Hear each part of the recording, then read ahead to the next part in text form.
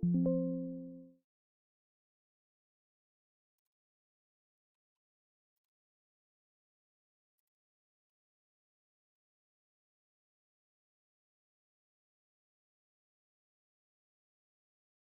hello, everyone. I believe we are live. Let me just make sure everything's rocking out properly.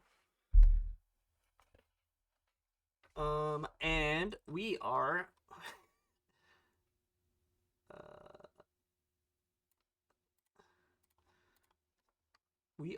We're back. We're live. Let me make sure this actually updated properly.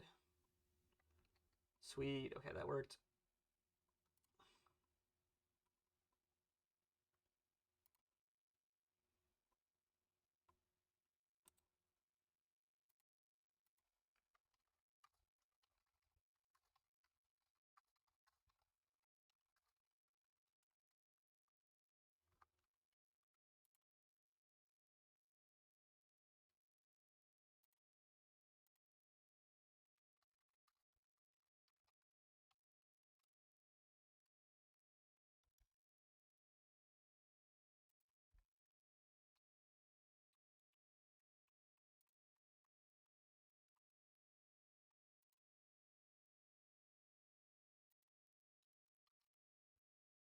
There we go. Oh.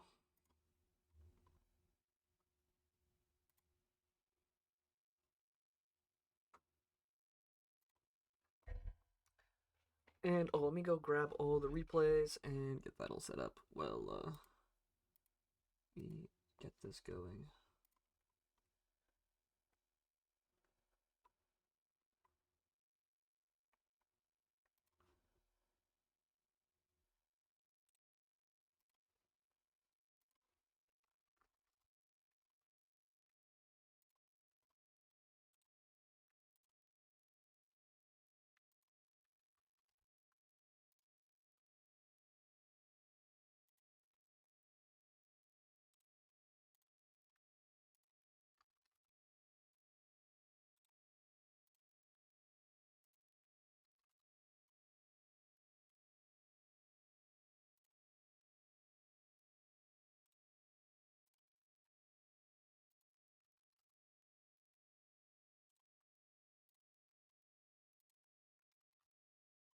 Oh, I don't have any music playing.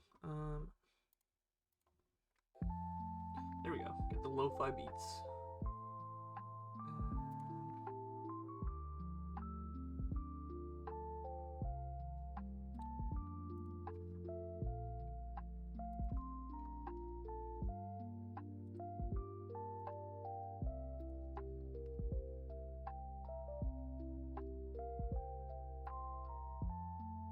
I like your cut, G. Hello, hello. Hello, Mr. Soup.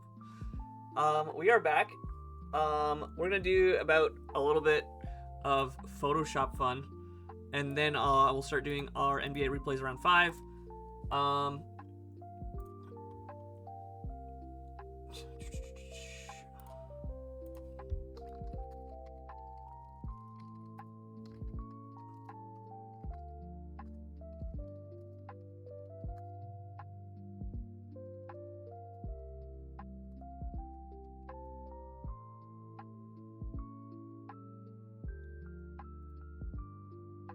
but yeah, we'll make our schedule for the week and all that jazz.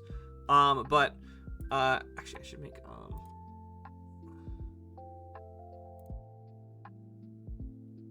what's a better size thumbnail? Here we go.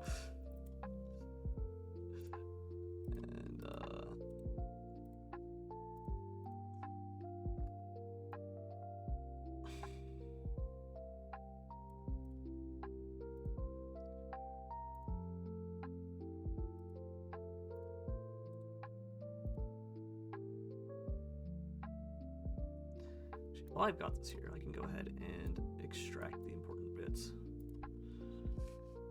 But yeah, we're gonna do some Photoshop.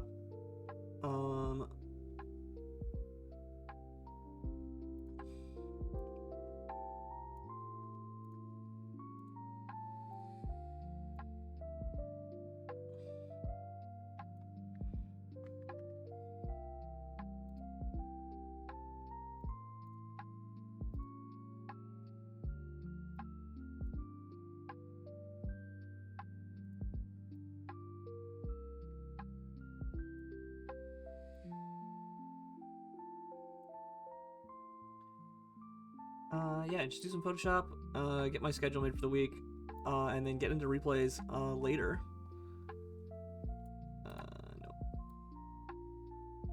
No. And in the meantime, I'm just gonna be yapping like I normally do.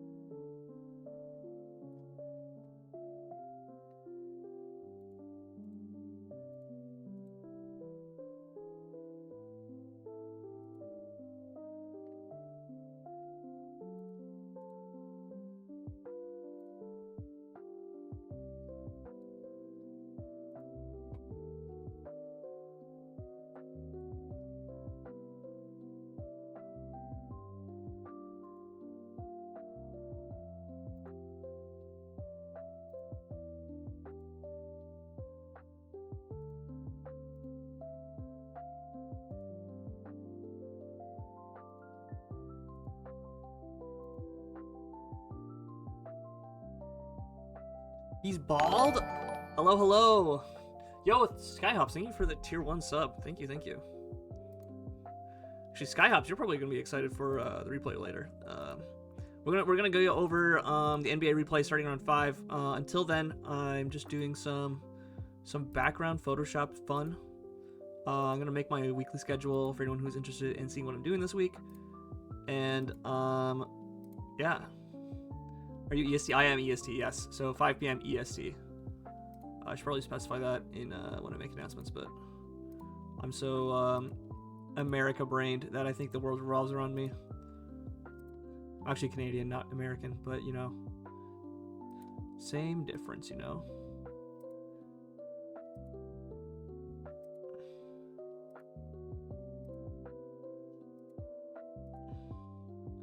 But yeah, because I have D&D later tonight, it's going to be like 2 different streams. There's going to be a stream until about 7 o'clock going over the NBA replays. And then later, we will also be going over the OTL replays.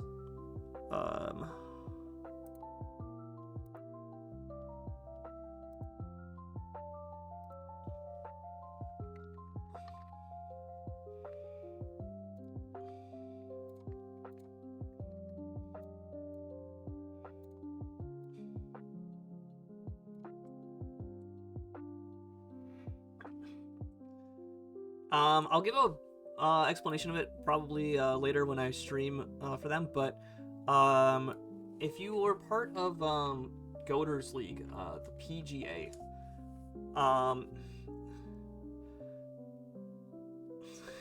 have no idea who Katria is.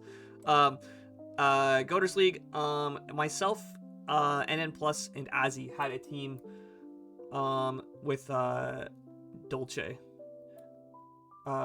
And we worked together because we had some history with each other, and we decided we wanted to make our own league that's a little bit more experimental. And so the OTL is that league. I'm kind of like half a moderator in there. Play Fire Emblem Shadow Dragon. The 1 Trillion Lions, yes, the 1 Trillion Lions. So the OTL is our little league that we've thrown together. Because, you know, what would win? 1 Trillion Lions or one of every Pokemon? You know, and obviously we would win, but we haven't actually won yet, so. But yeah, so that's our little, like, spin-off league. It's a very small invite-only server, but we're playing a low-tier draft, and it's had some very exciting matches, and, yeah, it's been a great time. So, I'll do my old little spiel about that later when I stream that, but for the time being, one second. I'm gonna look at the camera. Actually, can I make myself bigger? I can. Oh, look. It's me. I'm in the meme. Wow! Woo! Woo! Oh, I didn't transition it. There we go. Woo! Yeah!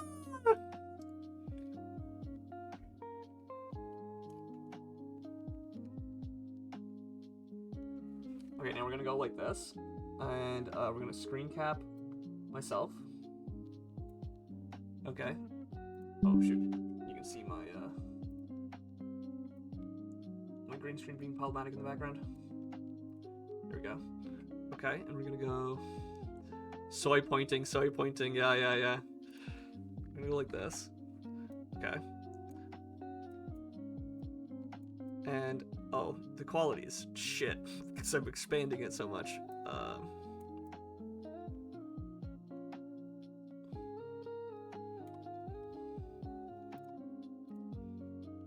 Oh yeah, it is rasterized to shit.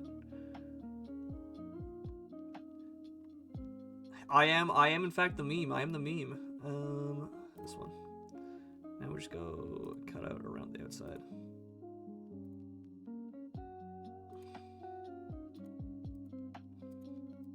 This is also why I pinged Mr. Goater, in case he comes in mauled about that. Because this is his favorite meme to send me whenever I say something stupid.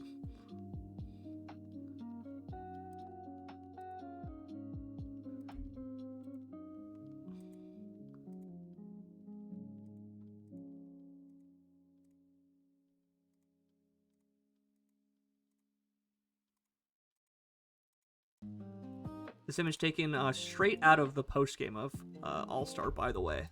For anyone who did not catch that earlier.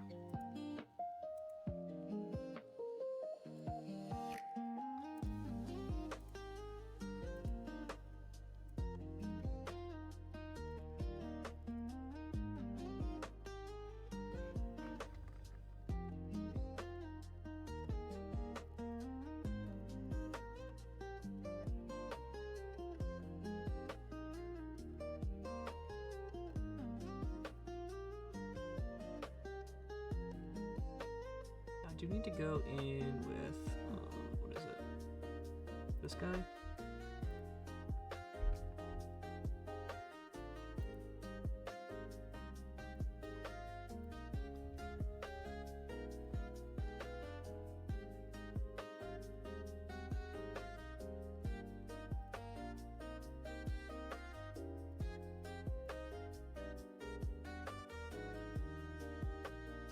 He knows what he's done. I know exactly what I've done. You are so correct.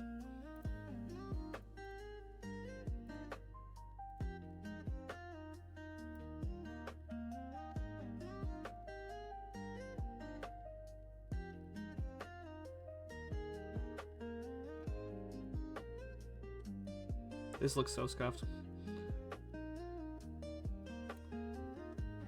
There we go. Good enough. We're gonna zoom out before that looks egregious.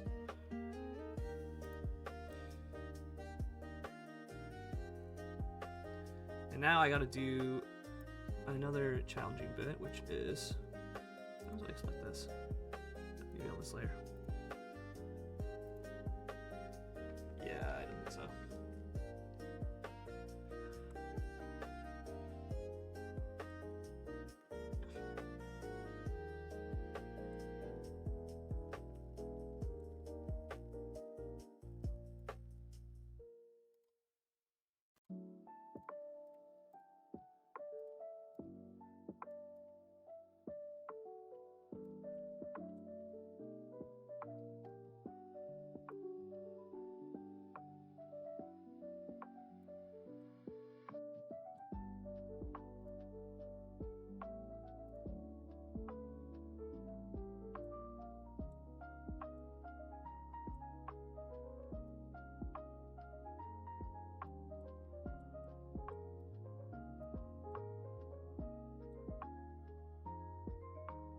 And then we need to go this one.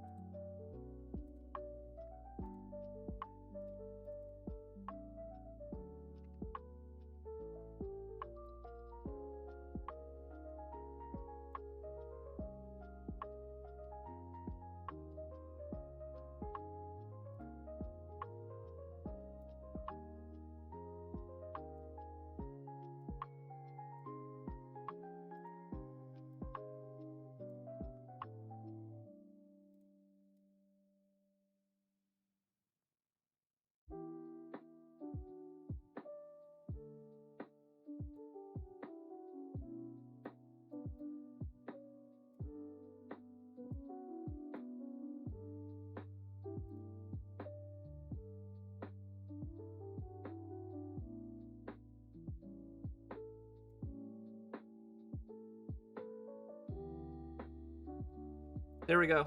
I think that's basically what we need to do to this. I could maybe go ahead and do a bit of touch up on here with brush. Need this to be like this thick. It's too small.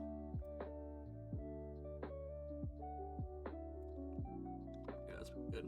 And then make sure we have black. And then I gotta move a bunch of stuff around. One sec. Hope you guys are enjoying the Jortception on stream here.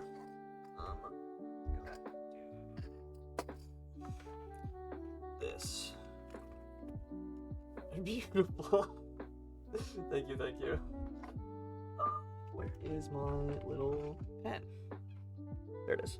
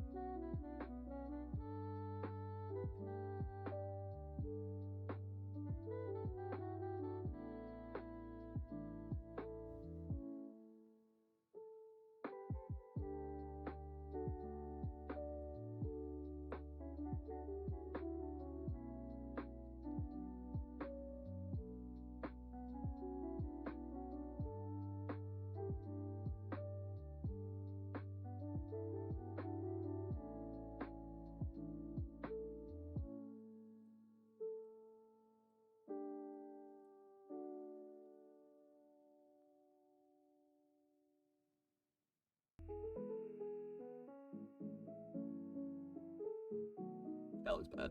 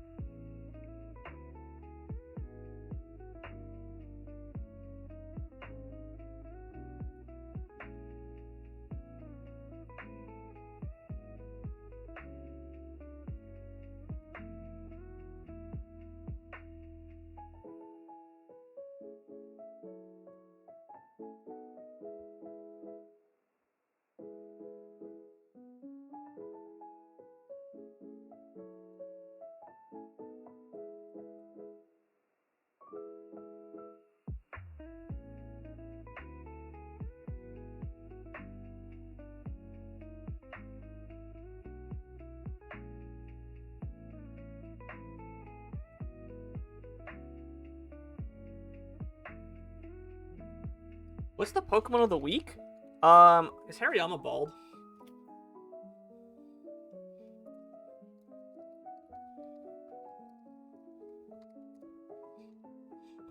I did not say that until now. Is Hariyama bald?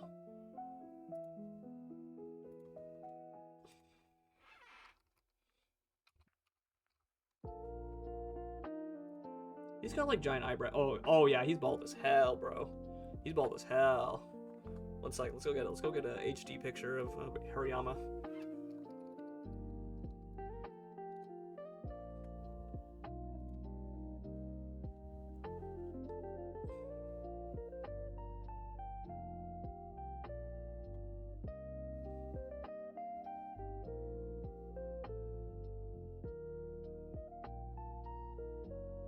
That's a good picture.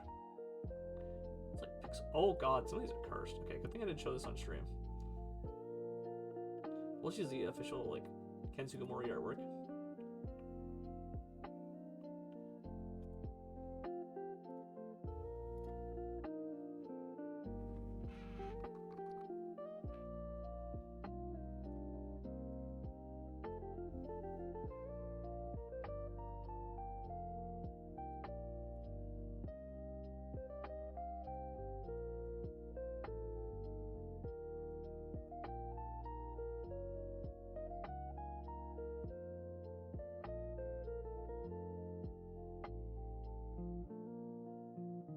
This looks so scuffed. There we go.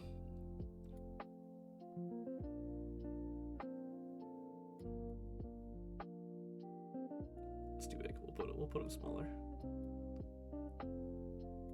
There we go.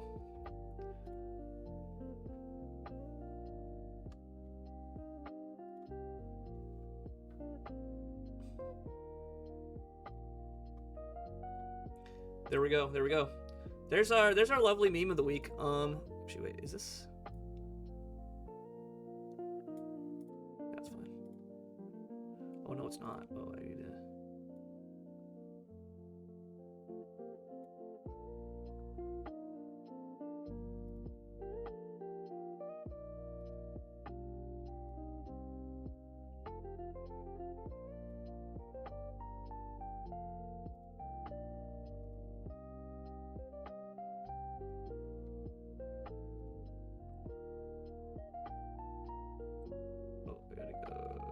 This one and erase a bit more.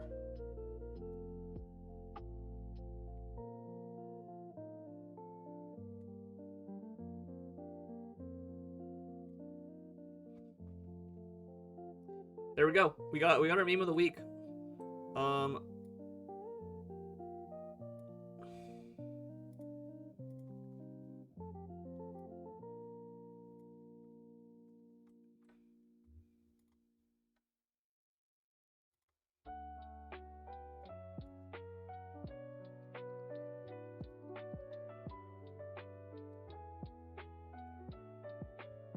And now we're gonna go ahead and I'm gonna post this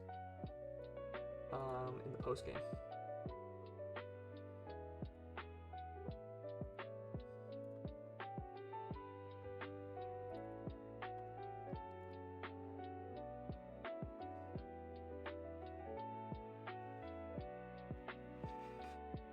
Oh my god, that was an immediate that was frame one on the reacts there.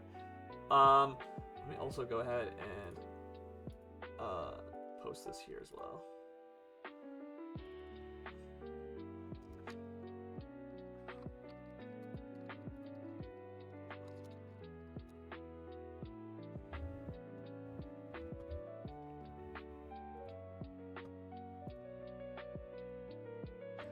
So anyways, that's our first bit of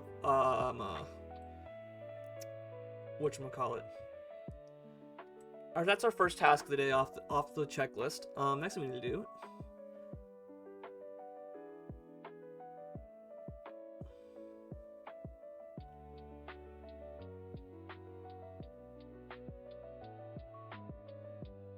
New. This one. So we need to make ye old schedule again. So. 1 second while I go find that. This one. Copy. This is our last week's schedule. For sufficiently made scuffed by yours truly. So we need to update this. Oh god. And notably, what's this week? This is March 30th till the 5th? April 5th? Let me go find a different template. And we're gonna just keep messing around with different templates until I find one that I like. Oh,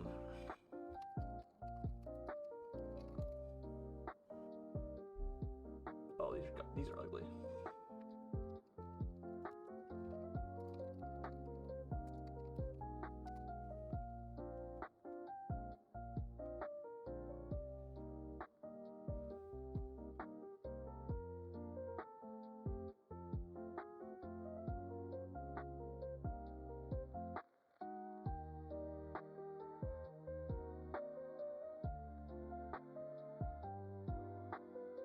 Oh, it's got a little penguin on it. 1 second while I pull up.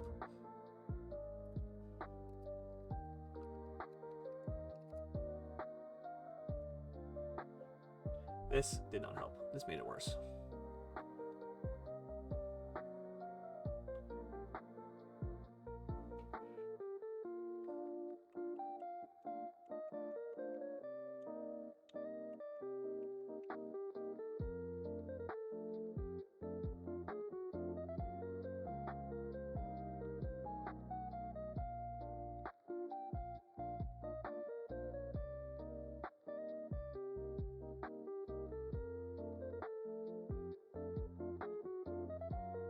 Photoshop file.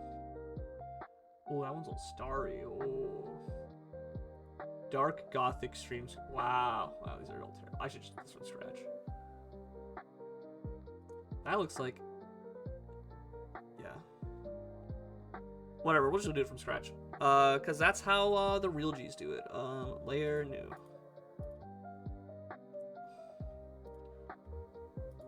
Nice hair, thank you, thank you. I know that there's a lot of boys who have been harassing me about it lately, so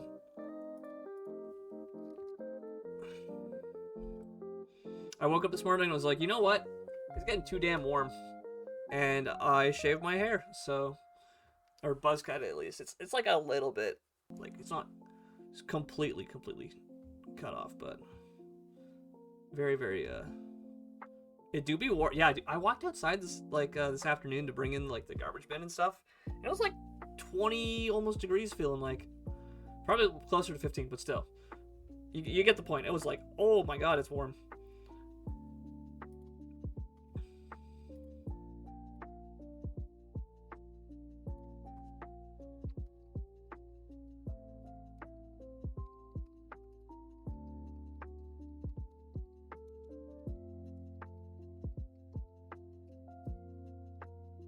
Is April, so this is March 30th.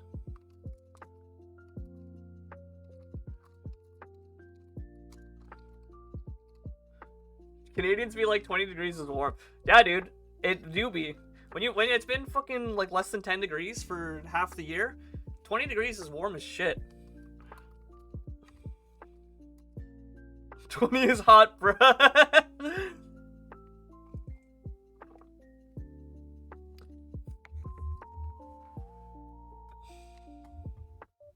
Guys, what color is April?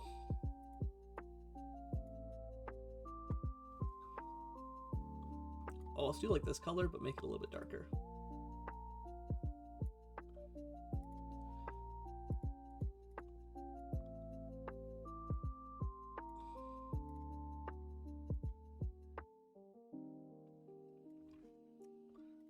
Nah, I did the robin egg blue. See above Canadians. Technically, not all of them are Canadian exclusive here. Why is there this thingy here?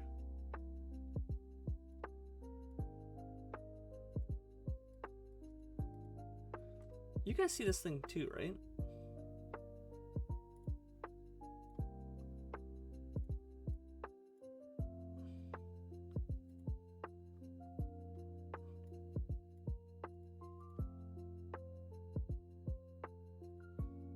Whatever. This is a free online Photoshop variant, so I'm not going to complain too much. I'll just deal with it until it becomes a problem. This is why I never use Photoshop, dude. So what was it? I saw the other day someone made a mod or some sort of a different setup for GIMP. So it works like, if I can't do it in Paint, I ain't doing it. I used to do all this shit in Paint, and oh my god, did I want to rip my eyes out.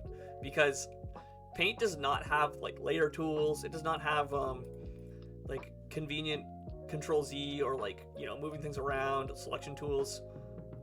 Paint.net is my favorite Photoshop. Wait, let me copy that link. Oh. Let me pull it up in a different tab, and then I can transfer it over.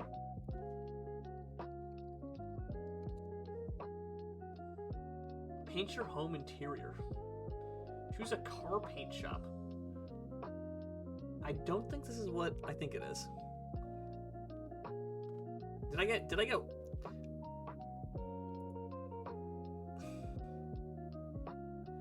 Yeah, dude, I like... ogres have layers. Photoshop has layers.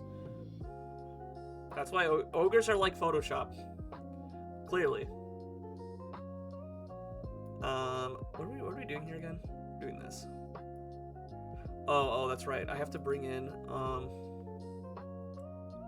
gotta do my little funny bit of, this one, and, this one,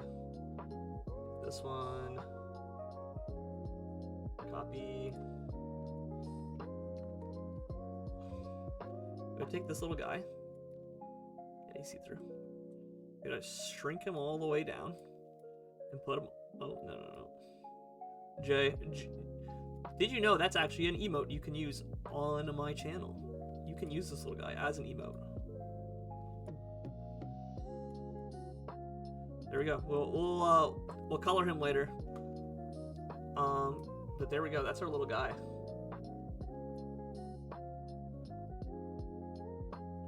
Unfortunately, it's not just the letter J because of how Twitch names emotes, but I will fix it later. I know there's also a way to make it so you can take certain phrases and turn them into emotes in the chat. So there we go. We'll fix that later. We're gonna get out Ye Olde Pen, and we're gonna do this as on layer 2.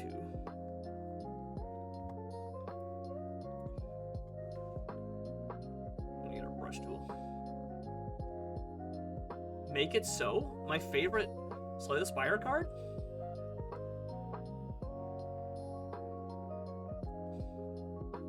Your name is horrendous to type out, I apologize. I'll try to fix it. I'll fix it. That's on my to-do list is emote stuff. What does this look like? When it was appear? Mon. What color is my brush? Do I need, is it this layer? And we'll use, is it like a dark yellow that doesn't look too ugly? No. Just go back to black. Drink water. I gotta refill my water, but I do have a cup of tea. So, we got the math mug.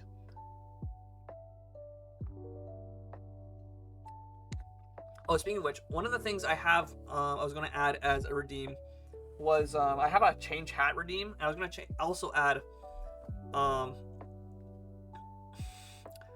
fine, I can go get water. I can go get an actual glass of water. I just have to run away to do it. Jotter. Not Jotter. But one of the things I was gonna do is gonna add, nice scam! Can I spam scammers in chat if you feel like you've been scammed? Oh, it's too big. I gotta make that smaller.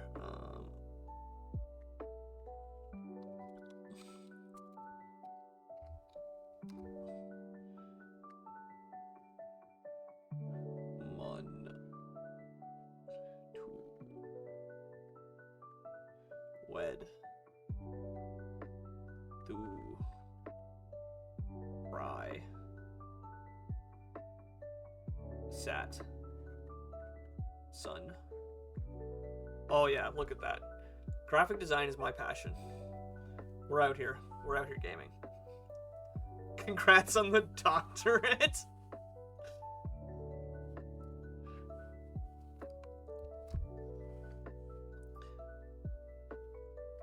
And then suggestions or to do. And we need to update the emote names apparently because they are abysmal emotes. We need a bald redeem.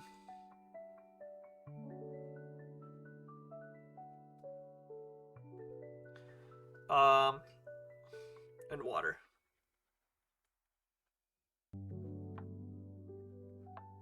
There we go. Why is this still? I can draw over it. Okay.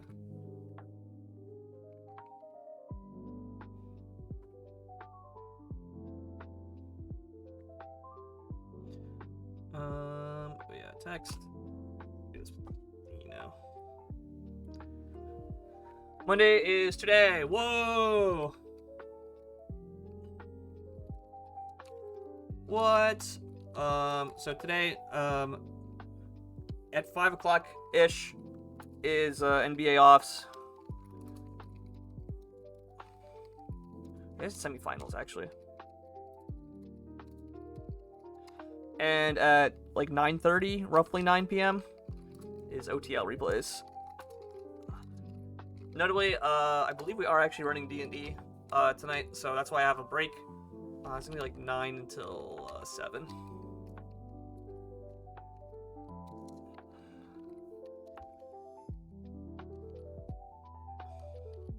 that's more or less the plan for today.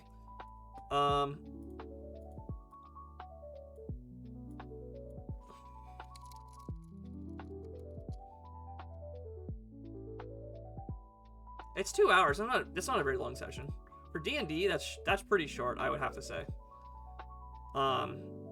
This is a green type of day.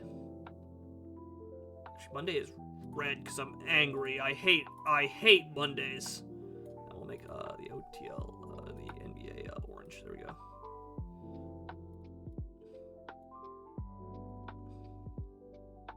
Go like that and like this.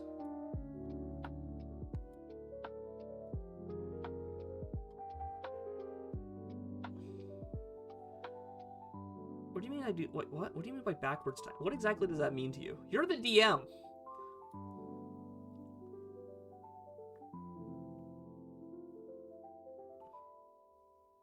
Oh, I see what you mean. I see. Screw you. No, I'm correct. No, I'm correct. No, I'm right. 5 p.m. to 1 to 2 a.m. Yo, that's sick. That's sick.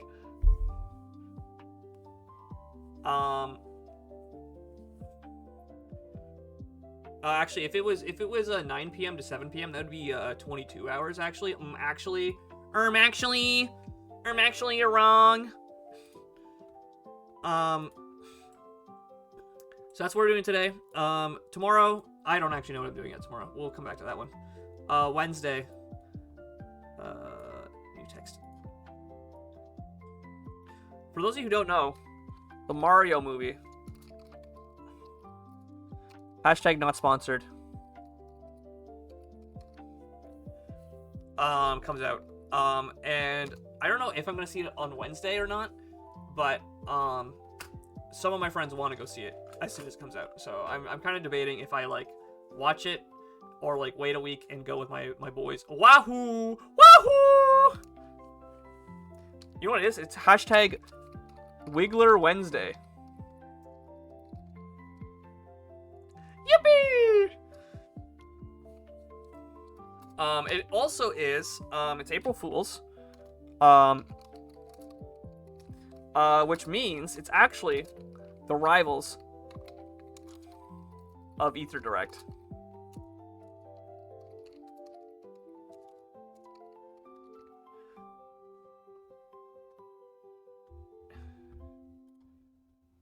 Yeah, Wednesday's April 1st. That's right. That's April Fool's Day.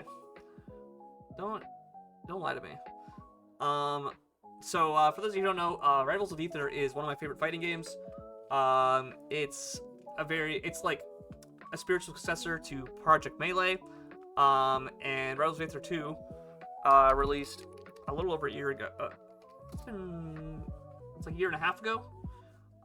And they always do something insane for New Year's Eve, or not New Year's Eve, April Fool's Day. Different first of the month. And so their direct is on Wednesday. I'm probably gonna do some reactions and talking about some of the upcoming news related to that. I realize my music is really loud. I'm gonna turn it down a bit. So I'm probably gonna be streaming some review on that. Maybe talking to some of my Smash community friends about everything going on there. So Wednesday I'm gonna be talking at least talking about it. I don't know if I'll like do a full stream. I don't know if I'll play Rivals on stream or anything like that. But if people do want to see that, want to see the fighting game community, I might reach out to some of my homies in that community. I haven't really been able to keep track of them too much lately. I just haven't had the commitment to running events like I used to, and they've been doing a great job without me around, so I've been really happy about that. But yeah, we'll be talking about Rivals of 2 and IDK. What else?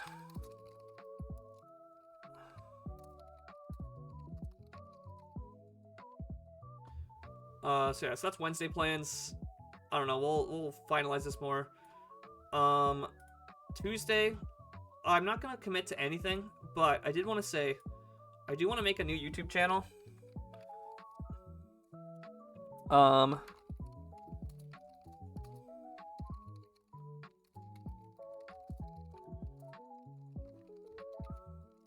And it's probably gonna be something along the lines of like Jortson,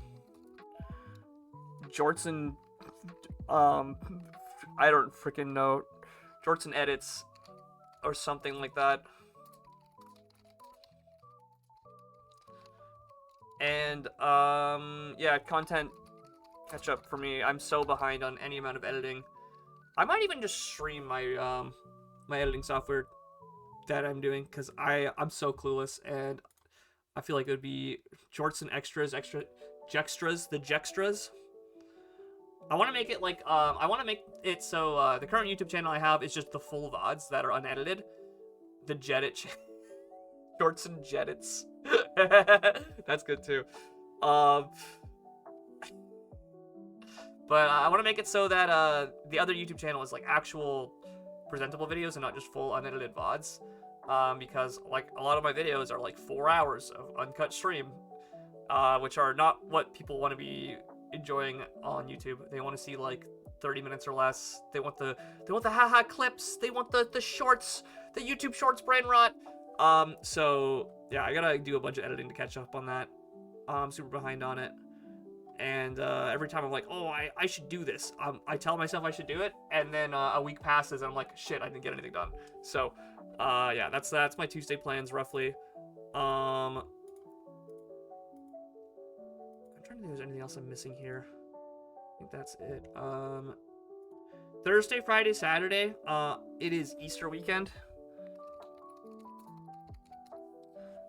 And notably, that's a big holiday for my family, so I'm probably not going to be streaming this weekend.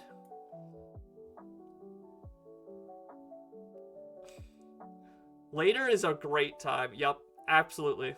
Yup. I love doing things later, because it never comes. Easter can be fuchsia. Why did it not? Oh, I did the wrong one. This one. Easter weekend! Woo! So I'll be visiting family.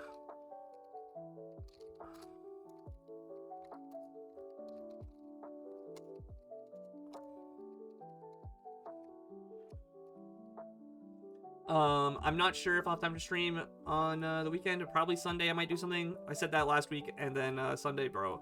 Dude, yesterday, oh my god, I don't know what I did, but I slept on my shoulder weird, and all day yesterday I was just like in a terrible mood. I was pissy. I was like, I just wanted to sleep, and my shoulder's been killing me all weekend. So do not recommend sleeping on your shoulder weird.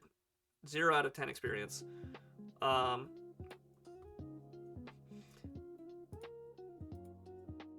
But yeah, so if you are expecting me to be around this Sunday, this Saturday, this weekend, old man. I got the bald. I'm bald now. I look just like Northern Lion, you know. Ooh, let's beat him to death. Let's beat him to death with hammers. So yeah, if you're expecting me to be live this weekend or around this weekend, I'm probably not free to hang out or stream or any of the above because I'm visiting family. Who knows though? I might end up doing something fun on Sunday. We'll see. But yeah, I gotta catch up with my grandparents, my family, my cousins, my dad, my jad. That sounds like it could be a slur, actually. Maybe I should say that. And then Thursday, for those of you who don't know, our house runs board game Commander Nights. And we are running either Cube or Dollar Store Draft. Oh, wait.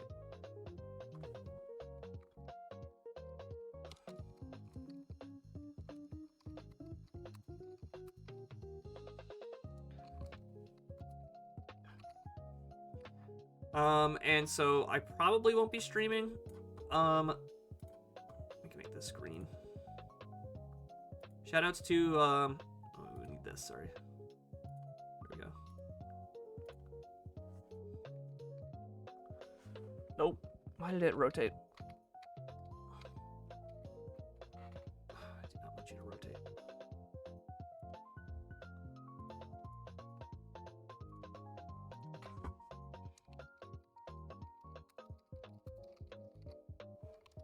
Oh, yo, you beat the Doormaster? That guy's brutal.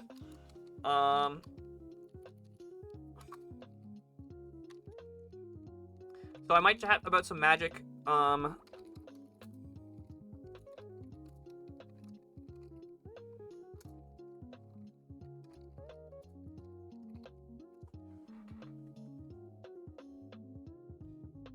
Yeah, he is. He's low-key Thanos. He's nasty. He's very nasty. He shuts off a lot of infinite decks. Very, very, very abusable mechanics. Or broken. Very, very, restricting mechanics, rather. Nope. Wait, which one is this? Easter weekend.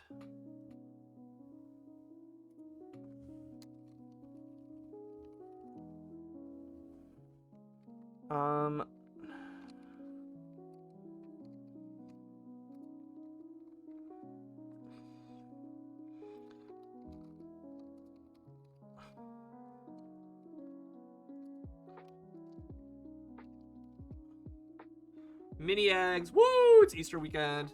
Easter mini eggs. Yeah, I'll make that look better.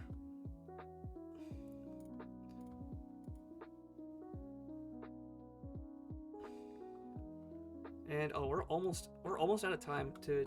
I need to get going on the replay soon. 1 second. Let's go. We gotta do our due diligence and downloads. This needs to go into pictures. I might have to make this an emote, actually.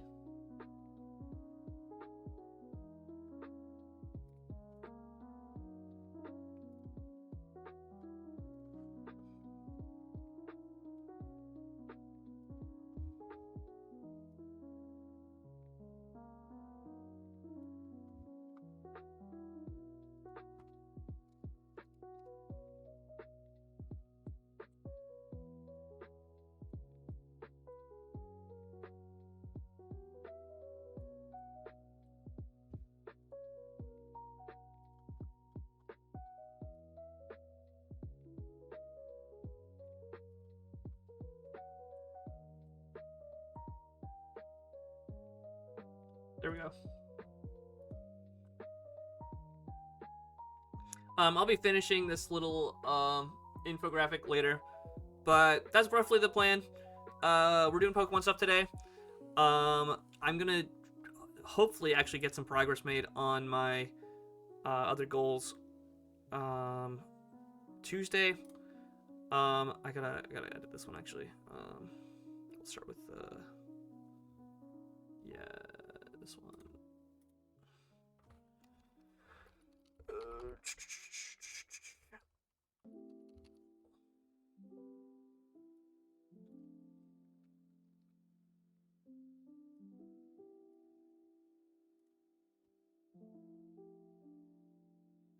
Here's a rivals. We can do dark blue.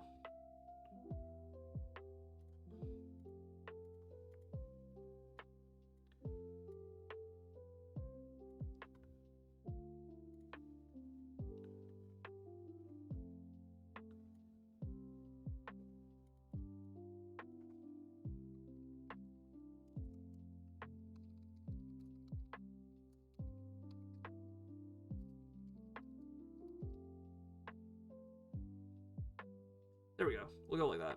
And, well, you know what? We'll just say on Wednesday, I'll do some sort of fighting game stuff. Maybe it means I go over some of my old, content from when I used to stream all the Smash events. Maybe I'll talk to some of my fighting game community friends. But, Wednesday, I'm going to try and do some fighting game stuff. Also, if anyone, wants to go see the Mario movie, I'm debating if I'm going to go see it Wednesday night or not.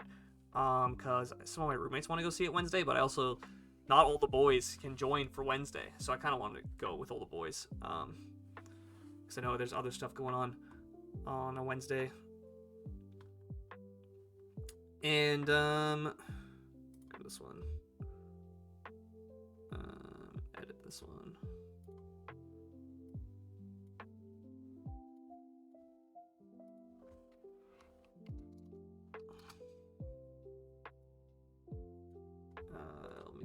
Purple. I love being purple. The Twitch purple color. It's bigger.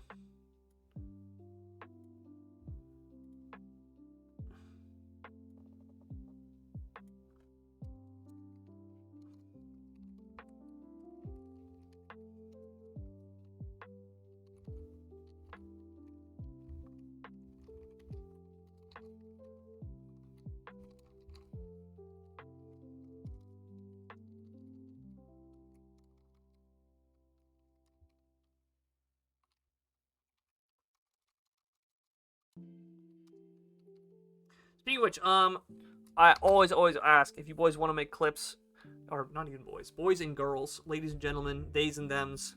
If you want to make clips or anything, I'm more than happy. I love to see clips, and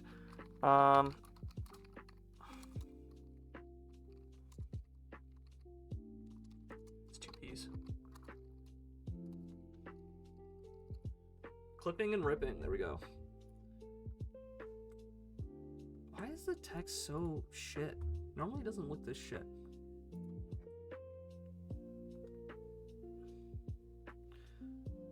But yeah, that's roughly the plan. I don't know why it's looking so ass today. I'll go and fix it later. That's roughly the plan. I need to do some emotes and redeems improvements on the channel. Thank you also for the drink water redeem earlier. Big hydrate. But with that said, I'm gonna get right back into the rest of our plans for today, which is the NBA semifinals. We had 8 games this week total. Last week I had to split up the NBA review stream into 2 parts because I was too rambly during the first half of the All-Star and Hustle replays, and yeah, we can honestly just get right over into it. Yo, wait, that's a sick avatar for Skyhops. I know Skyhops was here earlier, so I imagine they have some thoughts on their game. But yeah, I'm gonna go ahead and where is it? This one, and yeah, here we go. Yeah, so this was there's 2 games for each division. The first 2 are the All-Star games. We have Skyhops versus Riceman. Notably, both these players, I think, were like 1st and 3rd respectively in the division. Should have been 1st and 4th. And very interesting situation in the All-Star division where the top 4 seeds all won the quarterfinals matches. And you know, that doesn't always happen. So the predictions in terms of seeding was pretty correct. In this game though, we have Riceman, who is rocking no Terra captains. No, he does have Terra, Poison, Regidrago. Sorry, missed that. Terra, Poison, Regidrago, and Skyhops here has Terra, Ghost, Keldeo. And I don't think there's anything too out of place here. Both of them brought most of their A game. I'm trying to think if there's anything on these teams.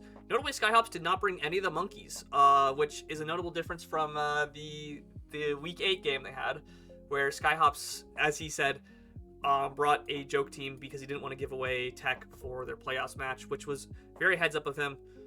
And yeah, I don't know if there's anything else to really say about this other than I think we should just get into it. Terra Keldeo has been a menace all season, but even more of a menace has been this Terra Regidrago, which Riceman has been rocking all season and putting in a lot of work with, making it look kind of like Thanos throughout the season. So yeah, I'm just gonna get right into it. No monkeys. Hey, that's not a monkey. No more monkeys jumping on the bed. Yeah, right off with it. And so here we see Blastoise just turn 1 shell smashes, which I thought was absolutely insane. I was kind of like, you know, like, sure, maybe this is a good offensive lead if there's no water resist, but like, I don't know, usually you wait for the shell smash until later to really go off. It Hydro Pumps to Lele, it does like nothing, and then it just sets light screen. So this is once again screen setter Lele. This Lele has to be some amount of bulky in order to actually take that Hydro Pump, but I personally would not have expected Hydro Pump to just OHKO a no bulk Feeny Lele, a no bulk Lele off the rip. I could be wrong on that, but that was kind of my impression. But seeing as it's setting screens, it most certainly is like a bulky Lele. And it doesn't actually have a good move to click into Blastoise, it just has Nature's Madness, so kind of getting punished for running a defensive Lele set with this Blastoise setup here. And it just Shell Smashes 2 more times because it sees that it's only got Nature's Madness and has no fear. So it's at max attack, super low defenses, and Regidrago comes in, immediately Terra Poisons, and lives the Hydro Pump with 1%. Screens are obviously helping here, but absolutely insane live on 1 into the Scale Shot to kill back. And so Jirachi comes into Revenge, and it looks like it's Scarf Jirachi, and it kills the Psychic Noise. So both of the problematic setup sweepers that you would expect, Shell Smash Blastoise and Regidrago Dragon Dance or whatever. We've seen a lot of Dragon Dance Regidrago this season. Got the Scale Shot for the speed boost. We are shooting Blastoise into space after this game. I saw this comment. Everyone's like, wow, Blastoise sucks. It can't even kill. Blah, blah, blah. And I was like, holy. They are not playing around here. But yeah, Scarf Jirachi gonna Revenge. Seeing it, the Scarf Quillfish comes in here. Koopa Troopa, no. It goes to the Scale Shot on Jirachi. That was a very good scout because he went from D-Knight on the Swords Dance straight back to Jirachi. So was this? It was Intimidate. Okay, yeah. Gets the speed boost.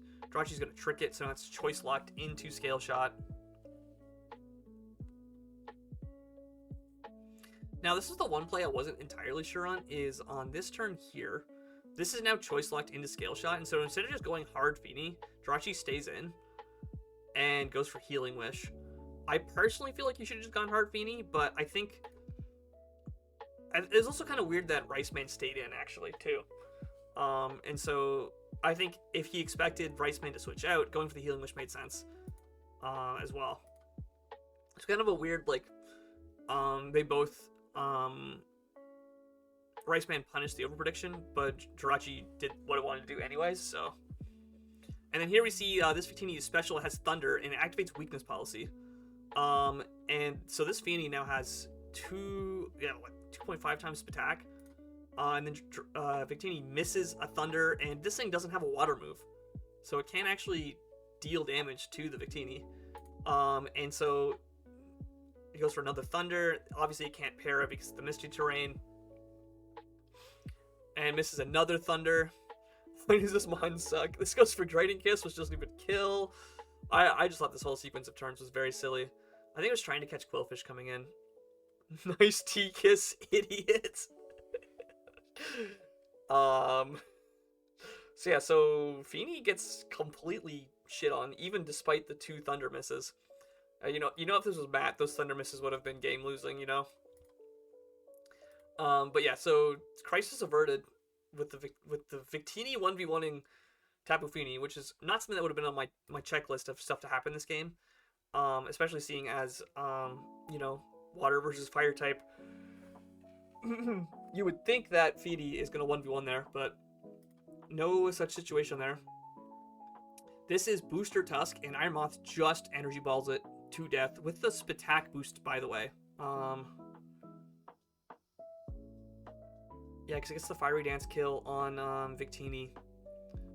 Notably, if this Fiery Dance didn't get the boost, I think that Celesteela might have been able to live a hit. It's also booster speed. So that means it has slightly less Spatak to enable the speed booster. And then gets a second Fiery Dance boost, and then this is definitely going to kill Celesteela. That said, Skyhops did have a full health Dragonite and a Keldeo that could still Terra in the back. So I think that Spatak boost didn't necessarily just mean the game was over. I think, Skyhops, he didn't luck his way into a win here. He kind of just had better pieces left than Rice Man did. But definitely just closed the game out right away with the booster speed Moth and 2 very, very offensive game plans coming through here. And Rice Man's lack of water resist really getting punished, in my opinion. I guess technically Regidragos are water resist, but yeah. Keldeo was Colbur Berry justified Terraghost. That's what Darkmoon are you trying to take? That's interesting. Notably not Swords Dance justified. It has to be justified though. Colbur Berry seems really silly on this. Because, like, you Terra Ghost and then expect to take a dark move, but, like, why would they have a dark type in against you? I don't know. Seems a little bit interesting, but Focus Blast, Combine, Trailblaze on Keldeo. Very interesting setup set. Was there a good Ghost Resist? There was only Quillfish. Also gambling on the Focus Blast to hit. Blastoise was Sash lead. That's why he didn't care about Lele at all. Focus Blast once again. Hydro Pump, Ice Beam, and Shell Smash. And Modest, pretty much max speed. This year's Giant Moth with the Spatak, not max Spatak to get the speed booster. It was just 4 attacks. It was not going to gamble on having the run coverage ever. Jirachi was Choice Scarf. We saw that earlier. With the Healing Wish to get the sack. And there was actually a whole Healing Wish that never got triggered also. This Healing Wish never actually went off this game because Jirachi was at full health and then it went into late Feeny. Dragonite was full health. These two never mattered for health loss, so it was Life Orb Dragonite. It was, yeah, still had an active Healing Wish at the end game there. Dragonite was Life Orb. Maybe this is why it was Healing Wish, is so you could... Wait, it's Inner Focus. It's not even multi-scale. Was there like a fake out that you were worried about? Or is it just a mistake? Either way, though, Life Orb Dragonite makes sense to have the Healing Wish for. And the Feeny was full Fizz Def, Weakness Policy, getting kind of caught by the Thunder Victini there. Yeah, unfortunately, no water move to actually punish the Victini. Being walled by Victini as your water type is very silly. But it happens, it happens. Great Tusk was booster attack, 4 attacks with some bulk. Lumberry, Regitrago, pretty standard set. Victini was Assault Vest. That explains why I did so little. Okay, yeah, that explains why the Stored Power and Draining Kiss did so little. And it was mostly special focused with Flame Charge. Okay, yeah, this set's cool. Glaciate for the Dragonite. Makes sense. And then Quillfish, it was a Violite. Okay. I wasn't sure if it was a Violite based on how it got completely destroyed by Iron Moth, but it did have less attack boost, so I guess that makes sense. And then 3 attack Swords Dance. Very ballsy Quillfish set. Because I feel like, I guess he can't really Toxic Spikes. And it got tricked. Yes, that's right. Yes, it did lose its Violite when it got tricked. True, I forgot about that. And then just very bulky Tapu Lele. With no actual attacking move, just Nature's Madness to have HP. And then Celesteela never got to do anything, but it was Totemize with Sub. I think Sub was for like maybe Jirachi? I don't know. These sets, LOL. He brought did he actually bring the same team? Oh, he didn't prep a different team. He just brought the same team he brought the original time they played off. Okay. Well, Riceman not actually prepping for the rematch. And I think that's a very deserved Skyhops win. Skyhops also played pretty well. I just thought this game was very funny to watch because this Blastoise got to like +6/+6. It did no types of damage. The Feeny got to a bunch of stat boosts. It got 1v1'd by a Victini. Like, very, very funny game to watch. Lots of setup. Nothing actually doing too much. And then Iron Moth just cleaning up the end with the Fire Dance boosts. So Skyhops is moving on to finals. Our other All-Star game for the week was Gensuzu versus Overmat. This is a very historic matchup. These two have had a lot of games in history against each other back in our home league. And even in the NBA, they've had a lot of seasons where they match up against each other. This is also notably one of the first times that Gensuzu has made it into playoffs. Gensuzu notoriously in previous seasons has been like 9th or 10th place and just barely missed the cutoff for playoffs. But Gensuzu had an absolutely stellar season with his Electric Terrain team and was, I think, 2nd place overall? Yeah, 2nd place overall with this very dangerous Electric Terrain team. And Overmat has drafted basically the quintessential Overmat roster, and has been abusing his Terra captains, Terra Stakataka and Terra Arctozolt all season. Also learning some of his staple mons, Cinderace and Slowking Galar and Zapdos, some of his favorites. And quote-unquote trying a new Pokemon this season with the Clefairy. And honestly, I'm pretty sure Clefairy has done nothing but die all season. I don't think it's gotten any kills. Or at worst, maybe it's got, like... I think it's died almost every game it's come to. I could be wrong, but I'd have to check the records on this. The Clefairy has done very little. Clefable, not Clefairy. Clefable. It might as well be a Clefairy with how often it's died. We see both of them have brought Terra Ghost. We have Terra Ghost Hands and Terra Ghost Staka, as well as Terra Electric, so stab typing Terra on Arctozolt. Let's just get into this game. Now, I know I asked Matt if he wanted to be on call to talk about replays tonight. And one, he was busy, and two, he was pretty upset about how this game went. He's like, I don't want to maul on stream. So, mild spoilers, but yeah, Matt not happy with how this game ended at the end. But you know what? He can maul. We'll let him maul. So Coco is gonna taunt Zapdos here. Very big taunt here, probably preventing like Toxic, like we saw earlier. And then going Treads on the Zapdos here as it gets Heat Waved. That's a strong Heat Wave, by the way, doing like 42. Not a move you want to switch in on easily. But if you look at Gensudo's team, like, he has nothing to deal with this Zapdos well. Sorry. Iron Tread's getting owned by Heat Wave, and like all the other mons, like 2 water types being weak to Electric. Iron Hands, not necessarily weak to Electric, but definitely not wanting to catch a Toxic or a Hurricane or something of that type, so... Iron Tread comes in here, goes for the Ice Spinner, does very little to Cinderace, gets rid of the Electric Terrain notably. So I thought this was really interesting. Ice Spinner kind of debuffs itself, where it Ice Spinners for like the super effective damage on Zapdos, but it also ruins its own Cork Drive. And so it's forced out in Cinderace here, and Cinderace just gets a free U-turn. Looking like Bizdef Milotic here, and Slowking comes in. This Milotic hard switching out. Slowking pivots. And then Zapdos is in on Iron Hands, and he goes back to Coco. Okay, gets the train back up as it roosts, just going to stay healthy. And then Coco here, Dazzling Gleams as Zolt comes in, only does 47, so not a very strong Gleam. And then Treads comes in on, I think, yeah, Blizzard here. Lives the Blizzard pretty easily. And he goes for, once again, the Ice Spinner, which does 0 to Zapdos, and he gets immediately static procced. And dies to Heat Wave. Gets zapped. Yep. So Coco comes right back in. Goes for the taunt. Yep. I feel like... No, he wants to keep Zapdos healthy, I think. But Moonblast on the Coco. And really interestingly here, this Clefable is doing more with Moonblast than Coco is with Gleam. So it might be like Life Orb Clef, actually.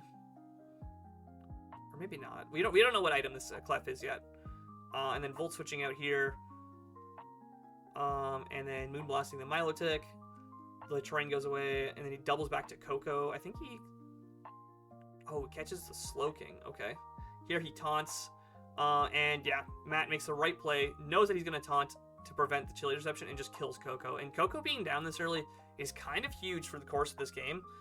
But that said, this is a free chance for Iron Hands to come in, get the Cork Drive boost, and go for a Swords Dance.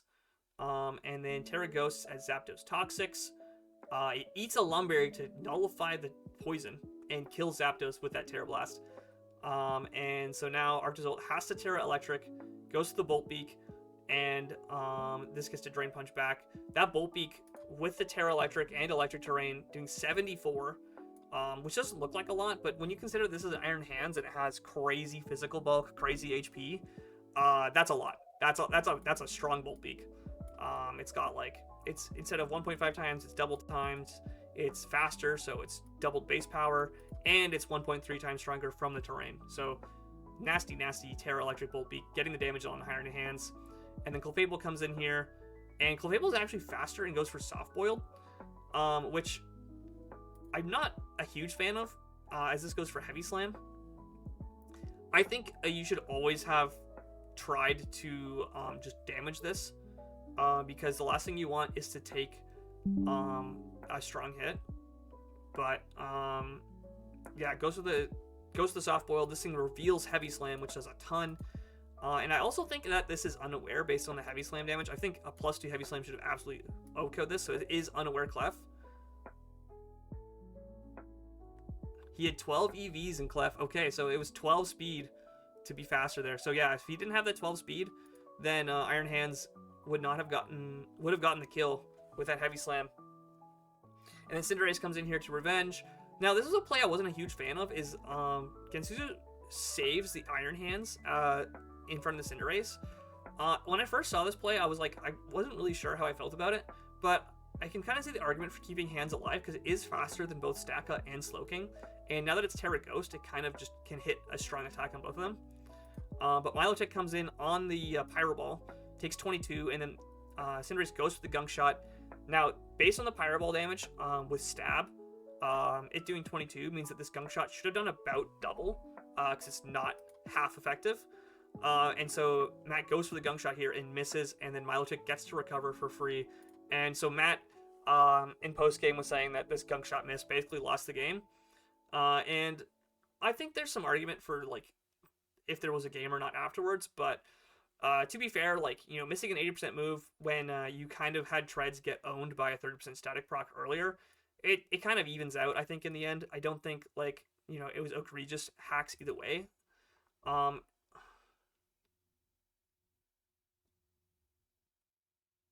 Yeah, Toxic Zap being your Hands answer, yeah, potentially loses the game, exactly. So, yeah, like, this Gunk Shot missing, Matt was like, oh, that lost me the game. I've missed every Gunk Shot this season. I missed so many moves. I'm like, yeah, well, you also got a static proc on Zapdos earlier. Like, I think it's not, like, and the game isn't immediately over. There's still a full Samurott, so. And Gensuzu also saying, I don't think it's really lost to this miss. So, there's a bit of contention about this. Let me just restart the music. I need to, like, make this loop. Does this... I don't know. Does this repeat the whole playlist? We'll see. But yeah, lots of memes in post game chat about this miss. I also think that he should have just gone for the U-turn instead of the Gunk Shot. I thought the Gunk Shot gamble was maybe not worth it. I could be wrong on this, but how much did U-turn do earlier to this? It did 23. Okay, so based on that damage, it would not have killed. Yeah, I guess going for the kill, knowing that this Milotic is a problem for your last 2 months, makes sense, but this Milotic did nothing. Yeah, well, I agree with that. Yeah, I think that the quote-unquote value that Milotic gets here is just a little bit of chip on some of the other mons. Like, it gets to Scald, Slowking, eventually gets a burn. It's just sitting here and, like, half waiting to die. So, yeah. It does make the game go a lot longer. We see that Slowking and Milotic are just kind of doing nothing back and forth to each other. Also, very funny that Psychic Noise, preventing healing, doesn't actually work against Milotic because it's faster. So Psychic Noise is one of those moves that people love to run, and it is a good move, but it's always, like, just not as good as you'd expect because of the whole, if they're faster, you don't actually prevent their healing when it ends, so. Notably, this is also running Toxic. And it Toxics the Milotic here. Yeah, main benefit is bypassing sub, exactly.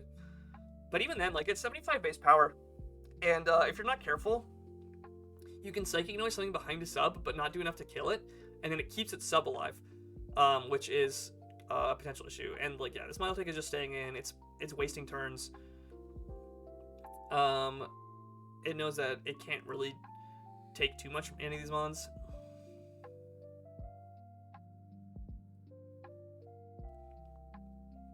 And now it's at 31 poison. It's going to switch out to actually preserve it as this Cloaking goes for Chilly Reception. Stacka comes in. This is going to flip turn out. It does 29. Very little damage because of considering how defensive Stacka is. And it goes for the Body Press as Uxie comes in. Uxie Nasty Plots as Stack Attack at subs. Now this was another situation where Psychic Noise kind of not actually being as good as you might expect, because he goes to the Psychic Noise, which is not very effective on the Staka. Catch up here, and it only does 24, which notably, even if it wasn't behind a sub, even if it wasn't a sound move, it wouldn't actually break sub. And then Yuxi taking a Gyro Ball because of how slow Staka is compared to it. And then Yuxi switching out. So here, I think the way that this played out, I think it was better for Yuxi to click a different move if it had it. Like, I don't know if it had, I think it had Shadow Ball at the end, but I think Psychic Noise versus Shadow Ball was kind of a tough call to make here, and based on the Psychic Noise damage doing so little, you guys kind of punished for clicking the move that doesn't actually block sub. So, and then here Staka goes for another Gyro Ball. Samurott taking this hit is also not great. I feel like you should have sacked Milotic here instead of Samurott, just to Scald to break the sub, but I could be wrong on that as well. And this is going to flip turn out. Milotic comes in now. And then this is just going to spam Scald to break sub. So yeah, I think the way the Staka was played around here was a little bit unfortunate. But in comes Samurott. It's going to Razor Shell. It is going to kill with the defense boost. Notably, Flip Turn did, what was it? 26 or so. And so that was always going to kill even with the defense boost because Razor Shell is sharpness boosted and stronger. Then Slowking comes in here. Samurott switches out to preserve its health. Yuxi takes the Sludge Bomb. And then, yeah, here it reveals Shadow Ball. And I think it definitely should have clicked Shadow Ball in front of Staka instead of Psychic Noise. I know that like preventing the leftovers heal was maybe like relevant, but yeah. And then in comes Iron Hands. It's just gonna click Terra Blast Ghost. Cinderace comes in to take the hit. I think letting Cinderace take this hit was also kind of a misplay. I think you should have just let Slowking die. Because now he like is dead to a dark move as well. Whereas if he had stayed, if he had not taken that hit, taken the 71, Cinderace could have either forced Samurott to click a water move, or Iron Hands could, or lived a potential whatchamacallit, Cecil's Edge. So I think that it was better to let Slowking die, personally, but I could be wrong on that. And then here Cecil's Edge comes through. That crit did not matter. And then Slowking comes in and its boots. It barely lives Cecil's Edge and goes for the Sludge Bomb, and gets the poison even. But Samurott is not gonna miss the Cecil's Edge and gets the kill there. And like, yeah, we see the poison proc there too. Like, I don't know. I don't think either player played the end game perfectly. I think there was some like, maybe I'm not in their situation, but I think like in front of Staka, Staka kind of gets away with too much here with the Yuxi. I don't know if Shadow Ball, pretty sure Shadow Ball would have broken sub. Like, letting Samurott take that Gyro Ball was huge. Also gambling on, I know it's more damage, but it keeps the sub up, right? And keeping the sub up means that you're forced to break it with your other mons, right? Like, denying the sub is more important than the leftovers recovery.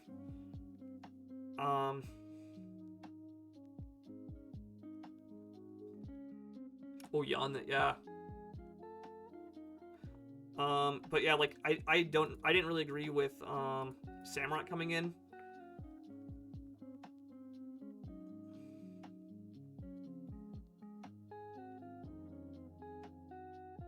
I think that should have been a Milotic switch instead, because Milotic definitely takes a Gyro Ball. Especially because you have Marble Scale active. I guess you didn't want to risk taking the hit and then dying to poison afterwards, so it keeps the sub up.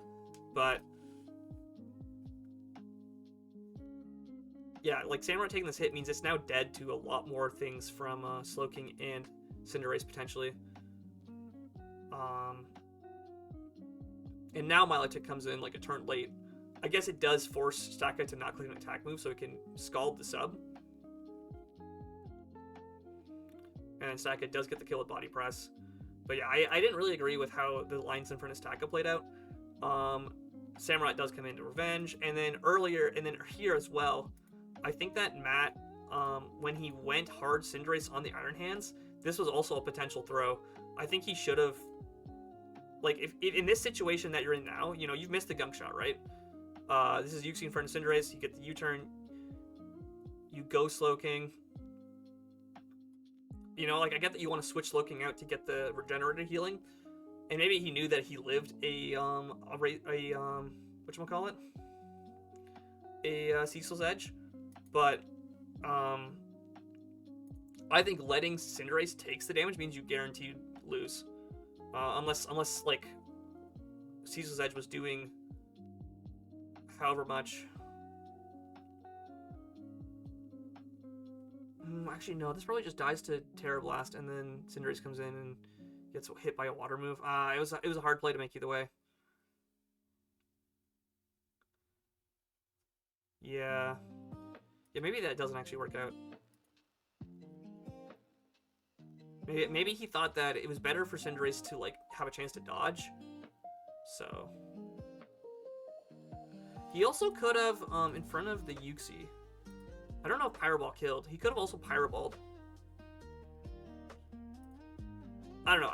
Matt, I talked to him briefly about the game, and he claimed that, like, it was a perfect end game and he won every time. After, if he didn't miss that gunk shot, and I didn't really agree with that. And looking back at the replay, I also don't really agree with some of the sack ordering from either player. But I wasn't in their situation. It's hard to make perfect calls, and yeah, Coco was max special attack timid, Iron Hands was Lumberry as we saw, and full attack.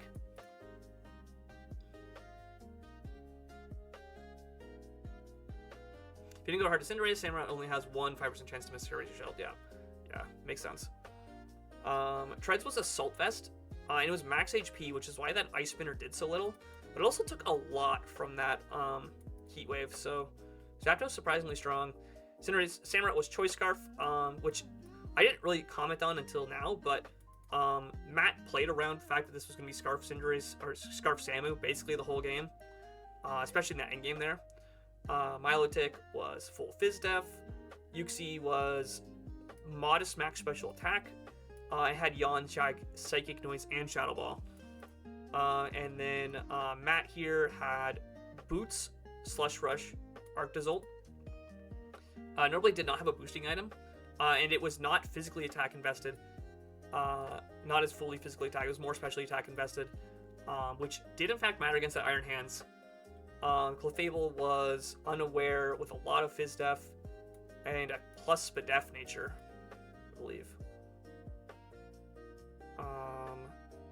Zapdos was full Fizz Def with a bit of Spadef left over. Slowking was full Fizz Def as well, which is why I took that Cecil's Edge. And then Staka was full Spadef. I would have thought it was like attack invested with how much that Gyro Ball did, but that's just how strong that move is. And then Cinderace was very standard, Matt's favorite set, Boots. So, as well as Boots, a lot of Boots actually. 1, 2, 3, 4, 5 Boots. Matt brought 5 Boots, looking like Gensuzo here. Yeah, see who's the Boots lover now. Notably, Milotic did not have a flip turn. It was Ice Beam Scald, which is why a lot of turns it was just kind of sitting on things. Iron Treads with Soul Vest. Yeah, I talked about that. But yeah, very, very close game. Lots of arguments about if the gunk shot mattered, how the endgame was played. And like looking back on the replay, like I think the gunk shot mattered just as much as the para on Iron Treads did. I think those were both kind of equally impactful. And so to say like, oh, I lost the game because of that, it's like, well, Gensuzo also lost the early game. He lost a lot of momentum early because of that para. So, yeah. The other thing I did want to mention is I thought that this turn here, this is way earlier.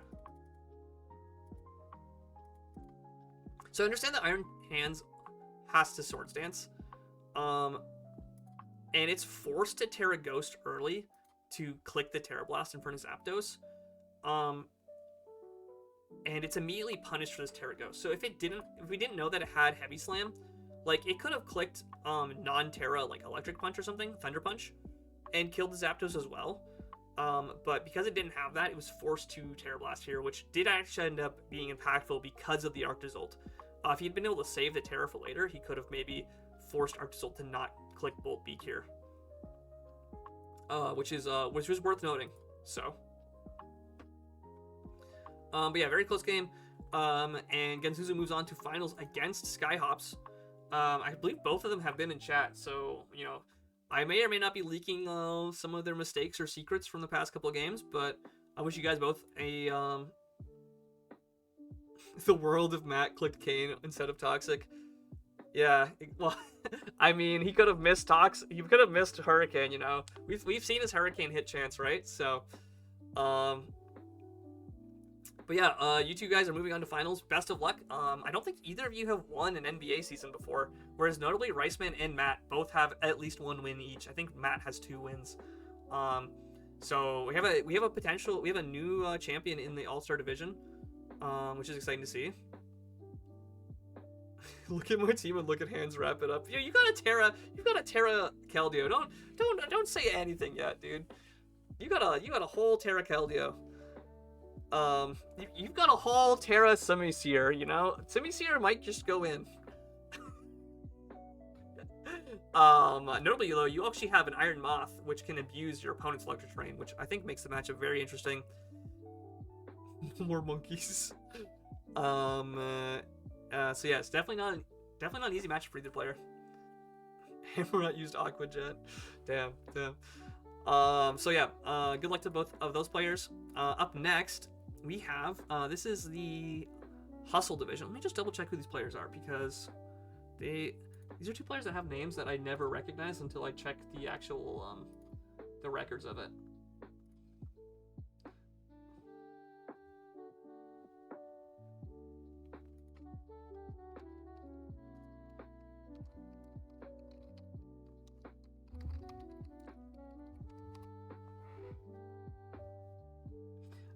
Okay, one second. Hustle announcements.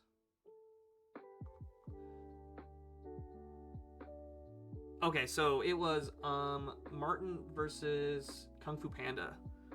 Yeah, that explains this. So yeah, so Martin is Nin before, and KFP4 Kung Fu Panda 4. Yeah, let's get right into this. Notably, first impressions here. We have a Ditto. We have a Ditto on our screen.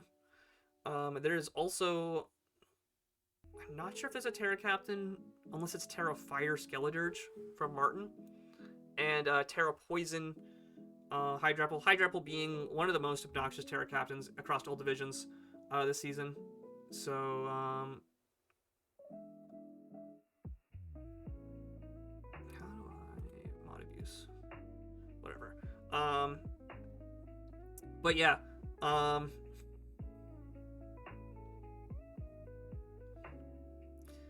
yeah, let's get right into this. I don't think there's anything too stunning here. We do see Kartana, and Chiyu have crazy wall breakers. Dude, Kung Fu Panda's team looks absolutely insane on team preview here. But, like, just as insane, though, this looks like an OU roster, right? Before Iron Bundle got banned. And it's just a random Ditto, because why not? So, 2 very, very threatening teams. The winner gets to add the letters before their showdown name. Yeah, they both having the 4-letter names. Fickle Beam. Okay, so actually, wait, what was that turn 1?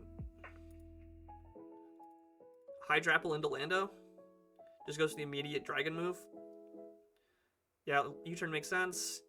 Only doing 45 because of how physically defensive Hydrapple is. Fickle Beam doing nothing to King Gambit. This is Terra Poison, notably. Donphan comes in as King Gambit subs. Okay, that's a huge sub with lefties.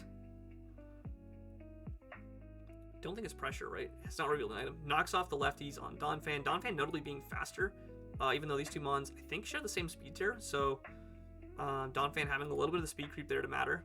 And then gets the rocks up as Bundle comes in. And, oh my god, Hydrapple lived the Ice Beam. Okay, that's got to be AV. Okay, goes to Kingambit, expecting the Melmetal to come in. Melmetal Earthquakes as Kingambit subs. I don't know if I agree with that. We'll see. Knocks off the Melmetal, takes off the Punching Glove. Double Iron Bash comes through just as a catch-all on the switch. And then this also gets Punching Glove mentioned. Amazing. And then it gets up the rocks here. And this is not Boots Skeledirge, and it is Terrifier. Going straight for the Torch Song. Holy, okay. Chi-Yu comes in. This is just going to Dark move. Ditto comes in on the Chi-Yu. Okay. Okay, wait. Chi-Yu tanking the Chi-Yu move. Ditto overheating, doing basically nothing. Going for another Dark Pulse. Is Chi-Yu just... Okay, my Chi-Yu is far greater than yours. I guess the Ditto doing absolutely nothing back to Chi-Yu there. And then Boots, it is Boots bundle, gets the flip turn off, goes back into Sneasler. Sneasler in a pretty good position here. That said, Donphan is the switch. Hydrapple pretty low. And Iron Valiant, not a great matchup for it. It's just going to U-turn. No poison touch. Is Donphan going to spin here? What's the plan? It Ice Spinners as the Lando comes in, but does very little because of the Intimidate. Lando defogs both the rocks. Okay. And dies to the Ice Spinner. Okay. Yeah, I can see the argument for defogging there because you have Skeledirge without boots. Gets the special attack boost.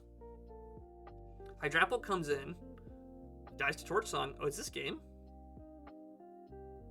Kartana. Knocks off the Choice Scarf. Oh. Oh, maybe he didn't expect it to be faster, but I'm pretty sure Skeledirge is naturally faster, so. Wait, was it faster than Donphan too? Wait, has he ran like Choice Skeledirge like almost all season? I feel like I've seen this set a lot. I mean, Skeledirge is naturally faster than Donphan, so it didn't need the Choice Scarf here. It doesn't reveal it. Shoddy did not have boots with the fur. Dude's got more than boots with the fur. Look at him. He's stanced up. Kung Fu Panda with the early GG. Seeing that he doesn't think Iron Valiant can win this. No booster either. Moonblast just barely gets the kill there. Does this... Poison Jab kills. Okay, and that's game. Okay. What was the Iron Valiant set? Hydrapple was Assault Vest. Yep. With a lot of Spit F. Melmetal was Punching Glove. Full attack, full HP. Donphan was Impish. Wait, does that mean this was a speed tie against Kingambit? It must have been a speed tie. Yeah, neither player ran any speed investment.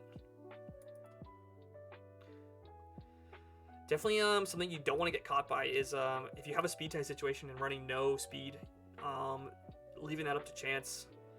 Lando was very bulky but adamant. It left those Landy. Choice Band Sneasler. Okay, yeah, that Poison Jab was killing a billion Iron Balance. Although, notably, this is what, 120 speed? This could have been slower than Iron Valiant. So very greedy adamant here. What was the Iron Valiant set? It was Specs, and it was Modest also. Okay, so if Iron Valiant was like more speed invested, it could have actually been faster. I don't think a Specs Moonblast was going to kill this, but worth noting. Hydrapple. Their greed sickens me. Yeah, very, very greedy. I'm surprised this Iron Valiant didn't come in sooner, but like if it's Specs, if you're Specs Iron Valiant, you want this thing to get pressure on early. Like it's not like you're afraid to use your booster. This was Choice Specs Chi-Yu. Ditto was Choice Scarf. Very standard Ditto set. Iron Bundle was Boots. With pretty much max speed. Was there a thing that contested it on that speed tier? Maybe it was for like some speed doubling effect. Yeah, fast Skeledirge with Choice Scarf. And yeah. Both players very, very greedy with their speed creeps and getting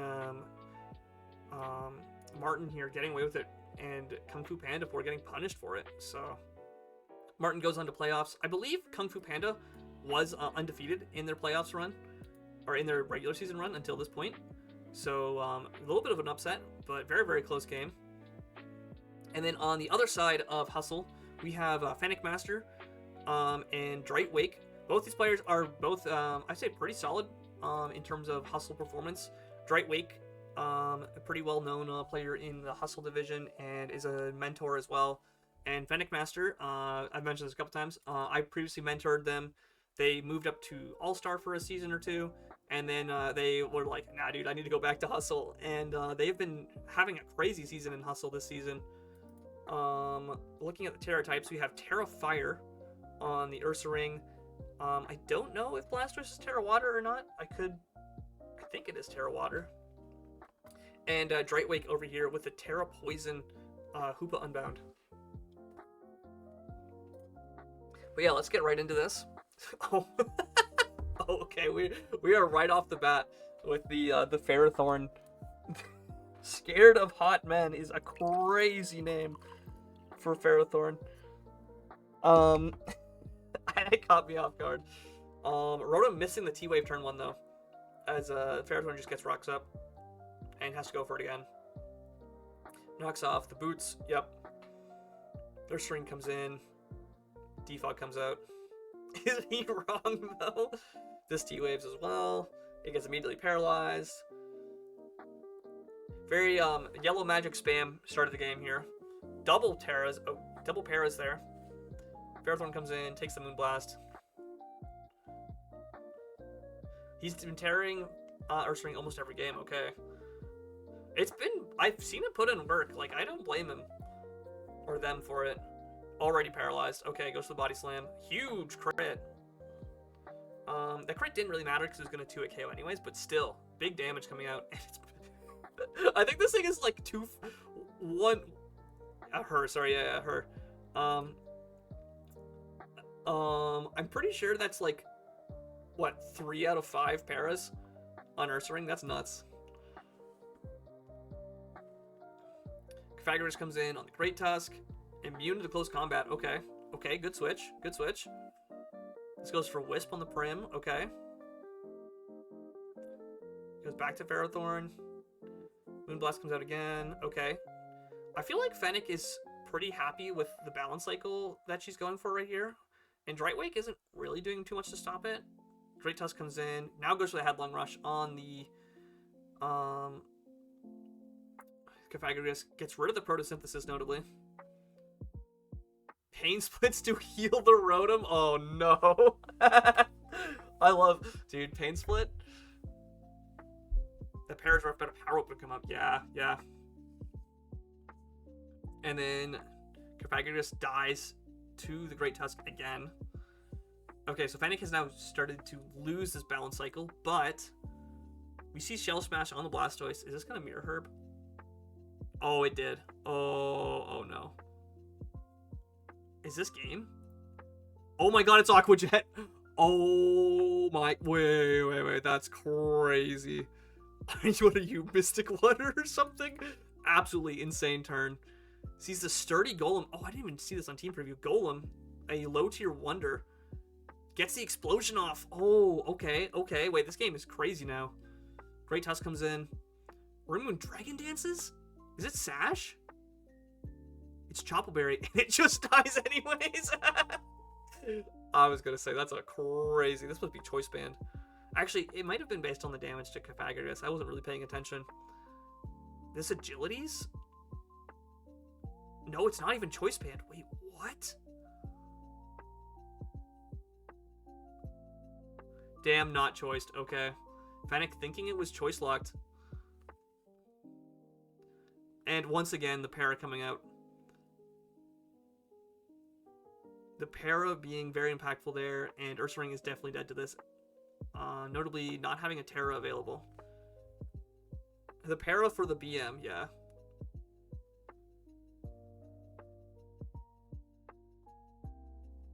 So yeah, so Fennec having the Mystic Water Aqua Jet to get that kill with Terra Water. Notably also, they Terra Blastoise instead of Ursaring. Notable difference from other games. Okay, so this was Fizz Def Prim, which is why that did so little. Rotom Fan was missing 4 EVs. Missing 4 EVs? Are you kidding me? Come on, where's that Force Spidef or Force Spatak? Golem was adamant with boots to keep the sturdy intact. I like that. Meow was protective pads for the Pharaoh. Great Tusk was expert built, adamant max attack. Okay, so that explains why that did so much. I feel like if this was choice, though, you would have known from the damage on Cofagrigus, right? Maybe Fennec just didn't take the time to calc that. And then the Mirror Herb Hoopa Unbound getting completely owned by Blastoise. Very, very crazy turn. Yeah, adamant max attack with the Mystic Water. And wait, Rapid Spin. Oh, just Water Move spam. Okay, wait, this is a crazy set. Would that Wave Crash have killed Prim? I don't think it would have, but would have been interesting to see that turn. Colbur Berry Cofagrigus. Unfortunately, failing the Pain Split and healing Rotom Fan instead. Ursaring was full spit death with 2 attacks, rest, sleep talk. Okay. Chocolberry Ferrothorn with mixed defenses and relaxed nature. Yeah, had the Power Whip, so the pair is mattering a fair bit there. And then Iron Moth going for the read that this was choice locked and losing the game on the spot to it. And then Choppleberry, Roaring Moon, getting completely owned by that close combat. I think Fennec could have known what the item on this was based on the calcs against Cofagrigus.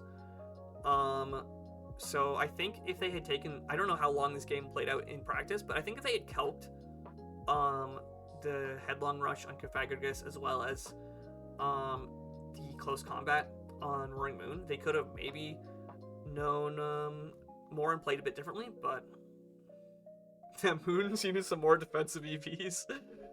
What was the Moon spread? Yeah, no. We'll, pretty much full speed, full attack. Crunch, Acro, Dragon Dance. Oh, that's funny. You have to eat your Choppleberry to actually have the damage boost on Acrobatics. Because it didn't have booster energy. And it had Roost too, actually. What was the Roost for? Maybe it's for like some of the other mons that didn't come. Or so it could take on Hoopa better?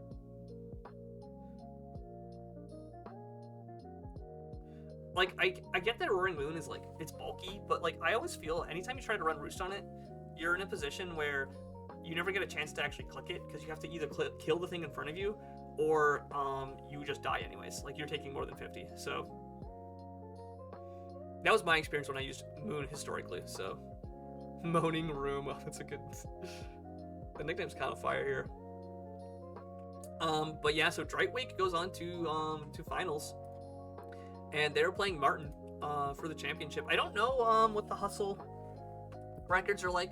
I don't know who has a victory under their belt and who doesn't, but very exciting to see that finals. I think both players definitely earned their wins here in semis, but still very close games, all things considered. Like this Great Tusk could have not ran away with the game if it played a bit differently. So, but yeah, that's the Hustle games. That's the Hustle semis. Up next, this is our Swarm Division semis. We have Lethal Blue versus Not Lucky. I think it's. I'm trying to remember what their actual tag is. Swarm announcements.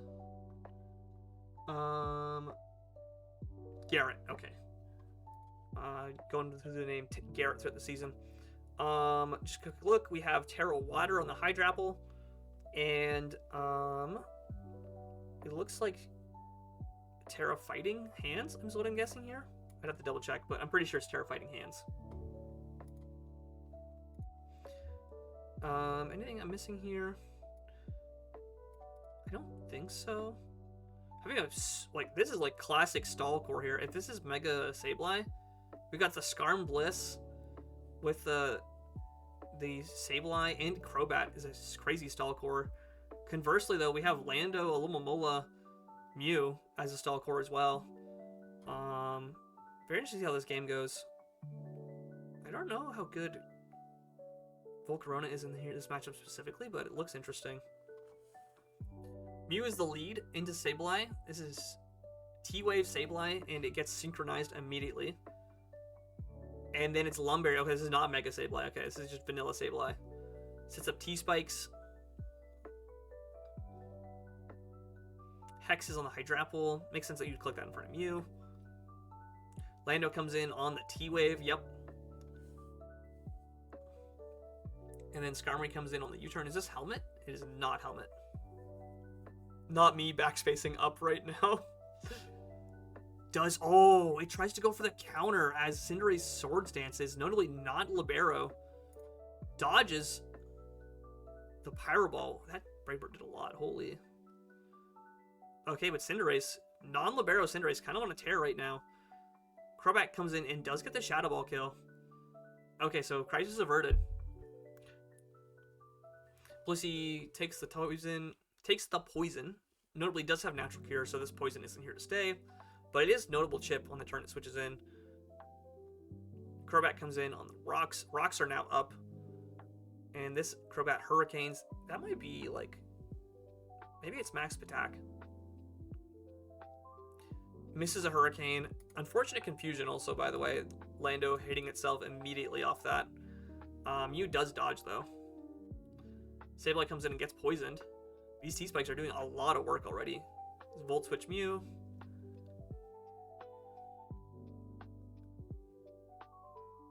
Sableye recovers. Lando's just going to spam Earthquake. And yeah, that kills. Yep. Volcarona with the boots comes in. Gets the Fiery Dance. Not the special attack boost though. And Crobat comes in on the Annihilate. It is not Boots Crobat. It gets Stone Edged and lives. Okay, Rock Weak to Rock Weak, but not getting punished for it. Misses the Hurricane on Alomomola. Misses again. Oh, okay. And Crobat doesn't get any damage off on Alomomola. That damn fish I hate. Iron Hand comes out on the Ape. Ape is just going to U-turn out. Is it Iron Defenses? Okay, so this looks like it is Iron Defense Terra Fighting. But it just switches out on the Mew. Okay. Volcarona comes in on the Mew. It doesn't have anything for Volcarona. It goes straight for the Bug Buzz. Okay, no, oh, it must be Scarf Ape. It's got to be Scarf Ape. No Quiver Dance, yeah.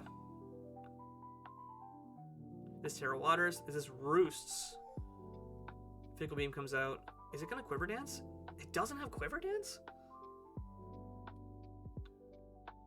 Fickle Beam doing nothing to Blissey, but it is taking that chip. It's not Boots. Body Press Hydrapple puts in the work against Blissey here. Seismic Toss on the Ape does nothing, and this looks like it's over. I don't know, unless like Volcarona does have QD and just hasn't clicked it yet. Hands comes in the Mola. It's gonna Iron Defense again. I don't know how much I agree with Iron Defense against a Nape, but maybe he's got a plan I don't know about. Terra Fighting. Body Press. Doesn't kill. Giga Drain on the Hydrapple. And this is dead to poison. And these T-Spikes just taking away the game. Let's rest. Ooh. With the Chesto Berry. Okay. That Giga Drain still does a lot, though. And Leaf Storms to try to get the kill early. Oh, but now it's... No, he should have rested again.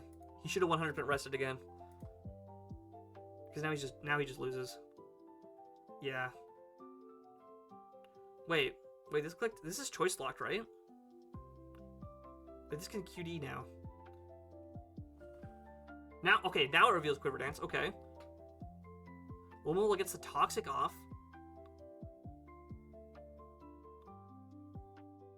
Flip turns out. Oh, that's big damage. Burn doesn't matter here. Does this kill Annihilate? It does. But it's going to die to poison before it matters.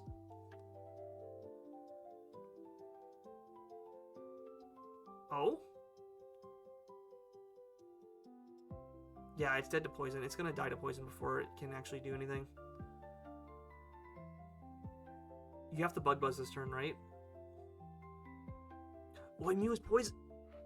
You have to Bug Buzz. I don't think Bug Buzz kills Mola, though.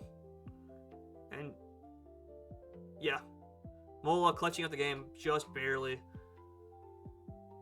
It was not swarm boosted. It was notably flame body. So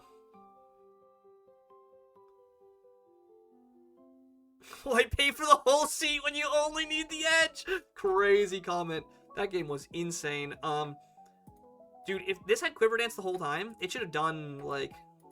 It had so many opportunities to Quiver Dance that whole game, and it never did. I also think this, after this revealed Leaf Storm, you should have 100% rested again. Because... unless Psychic Noise does too much. If you can't burn enough sleep turns in front of Mew...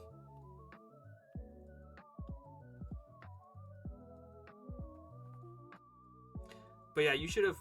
Seeing as this stayed in, this was a free rest turn. Yeah, Ape comes in. Close combat barely kills. I think... Oh, I don't think it mattered, actually. Yeah, I think that was stronger.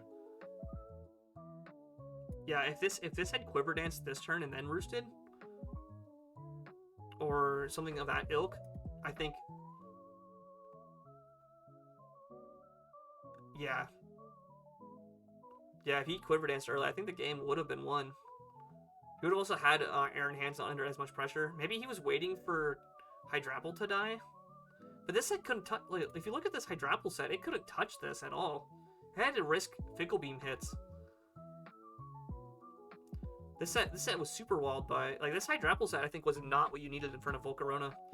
I think it needed Terra Blast Water to have a chance against Volcarona here. Maybe he just knew it never beat Volcarona 1v1. But yeah, Alomomola clutching up the game. Cinderace was Sash. Okay, that's why it stayed in and did that. Lando was Soft Sand. Explains why that Earthquake did so much. Mew did have some Spatak investment, notably. Had Flash Cannon. What was that for? Must be for something that didn't come. Maybe like a Diancie or something. Mola was Max AP, Max Spadef. That explains why it lived that. Assault Vest Hydrapple with Max Attack and Defense. Okay, yeah, the Defense Vest makes sense for the Body Press. And Gambit Ape. Oh, it should have clicked Final Gambit at some point in that game, I think. Maybe I'm wrong, but it was Choice Scarf. Blissey was Ring Target Trick to Ring Target the Annihilate? I don't know if I like this set, but that's hilarious. Max Speed, Max Attack, Volcarona with Boots. Very standard set. Skarmory was Shookaberry to take, like, a potential Smackdown, I'm guessing? Very funny set. Unfortunately, Cinderace kind of was built to 1v1 it, and then that Brave Bird just did a lot. Even, it had no attack investment. I thought it might have been attack invested. Cherry Berry to heal the paralysis against the Mew. That was very smart. Chester Berry Iron Hands for the rest with Max Fizdef. And with Play Rough as the last move to hit Annihilate. I don't know if it's actually 1v1's Ape. I don't know if Play Rough, like if it's bulk up Ape, I don't know if this 1v1's it. And it was Specs Crobat, okay. Notably missing a lot of Hurricanes that could have made this game end differently, because I think if it hit 2 Hurricanes against Alomomola, I was going to put it way, way lower. Lethal Blue barely scraping by to get into the finals for Swarm. And their opponent, the winner of this game, which is Umblaine Solgaleo, which is, what's their tag? Pabby versus Grungus. I believe Sling's Not Happy is Grungus, and Pabby is Unbanned Solgaleo. I could be wrong, but I'm pretty sure that's the tags here. Quick look, we have Terra Ground on whatchamacallit, Buzzwole, and Terra Dragon on Skeleturge.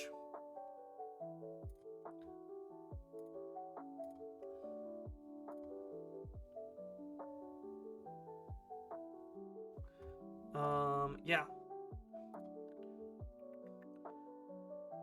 We got Electric Terrain versus, oh, actually, oh no, it needs Sun. Ready to see Crawdon here. Crawdon looks double water dark type matchup. Okay, Zapdos Galar into the Iron Treads lead. I feel like this is probably Choice Scarf, so he has to respect that here. Goes hard Koko.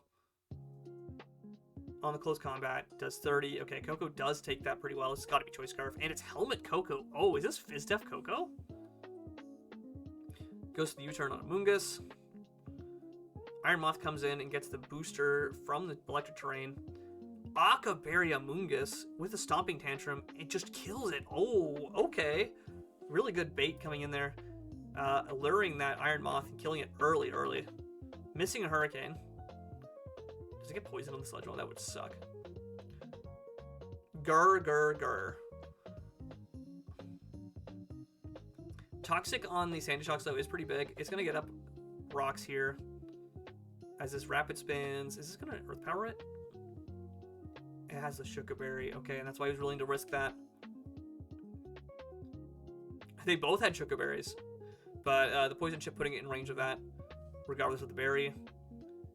With the speed boost, it Supercell slams Zapdos, and then it kills it back. Zapdos normally, though, can't switch in on rocks. But I think the only rock setter is dead. Sub on Buzzwole. Okay. This is potentially very threatening. I don't think he should have Terra Grounded there. Oh, he's the crit. Oh, that crit mattered. That absolutely mattered. Is this going to run away with the game now?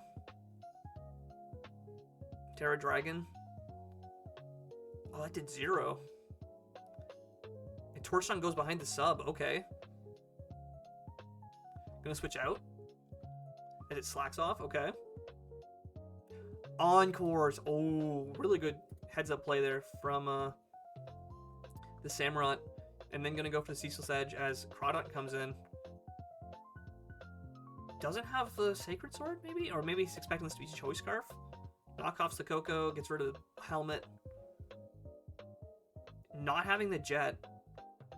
It must be Choice Locked, okay. U-turn kills.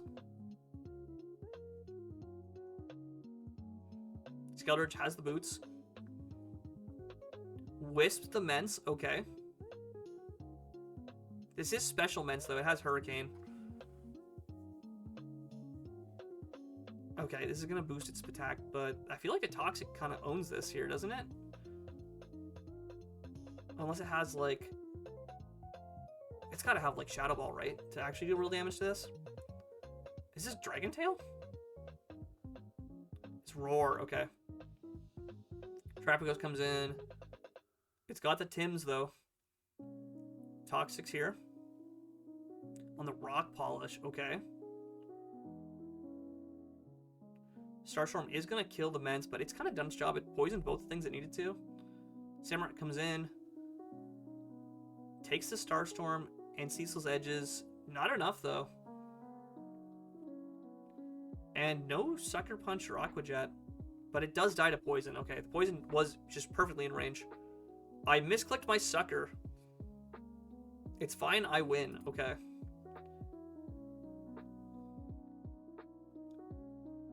Torchon just barely killing Koko.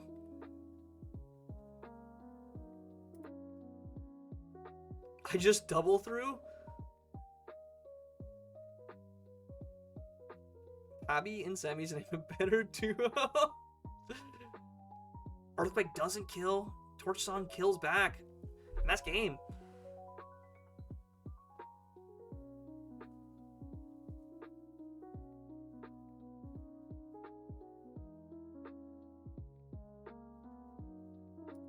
Oh, I'm crazy crash out in the end game here. What the heck?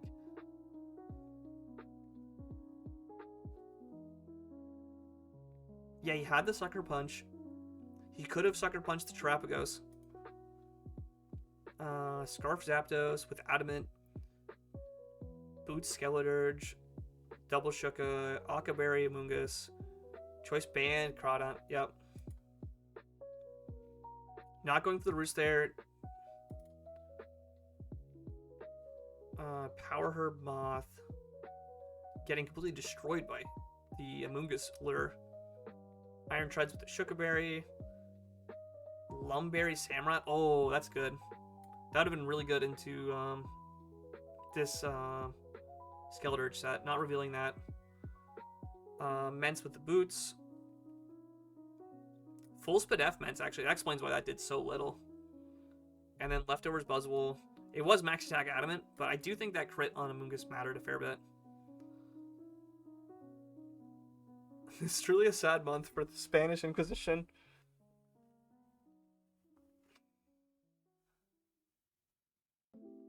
Kill me with hammers? Yeah. Let's beat him to death. Let's beat him to death with hammers. Okay, so Sling moving on to finals against Lethal Blue for the Swarm Championship. We've got 2 more games to do. We're going to blitz through the Truant division. We've got Sal versus Triples. I'm trying to see if they go by a different tag. I think Triples is just their showdown name.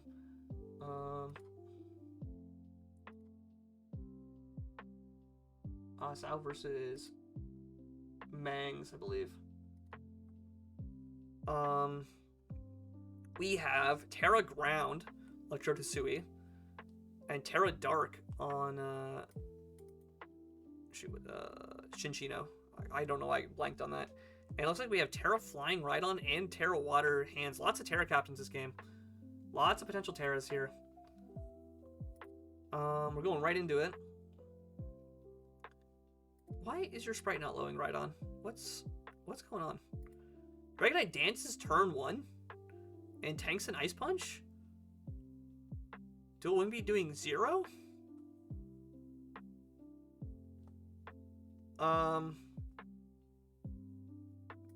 Oh, you overpredicting the Terra.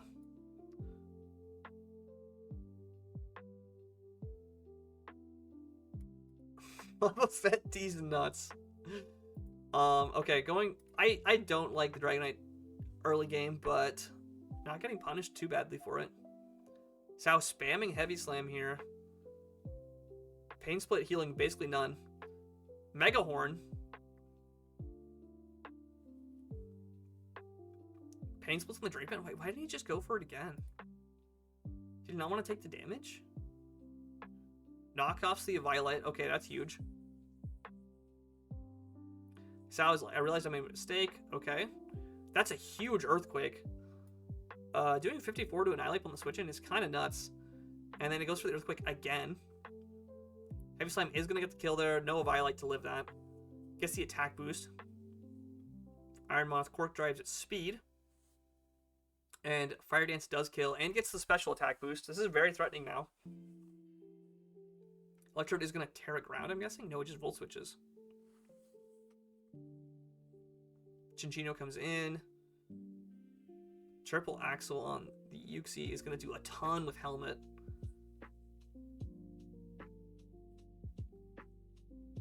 Tidies up, okay. This is going to U-turns out, okay. I don't think this can beat through Iron Hands, and also...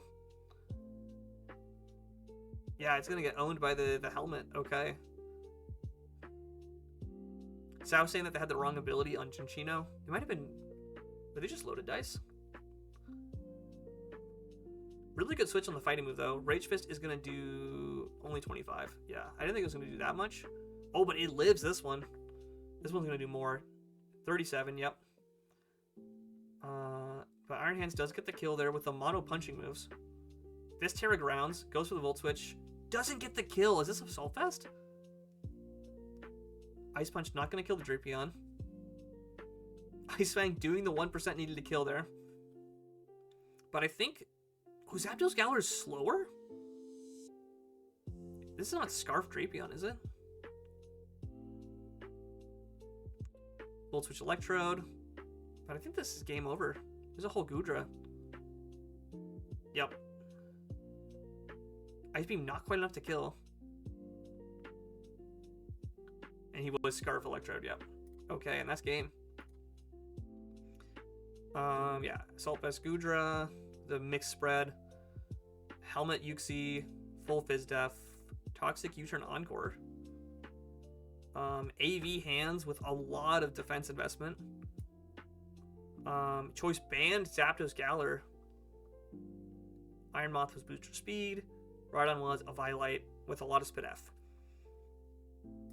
And then Sao, notably, oh, he did use Terra on the hands. Focus Sash, Technician. Technician, not Skill Link. Honestly, though, I think the abilities are both pretty similar.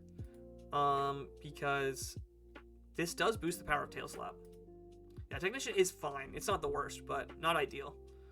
Dragonite was boots, max speed, max attack. I do not agree with the Dragonite play early. I think that was kind of playing into your opponent's counterplay. Electrode was Choice Scarf. Celesteela was Helmet. Oh, it's never triggered Helmet. It was just 4 attacks Helmet. Okay. I don't know how I feel about the Celesteela set, but it did do a lot of damage. But it was Rocky Helmet Spadef invested. I think this was probably supposed to be Assault Vest, and they forgot to change it. Because that would make a lot more sense in my books, but maybe they knew something I don't. Ape was full Spadef, max attack. 4 attacks, okay. And Annihilate was, or sorry, Drapion was in fact Choice Scarf, okay.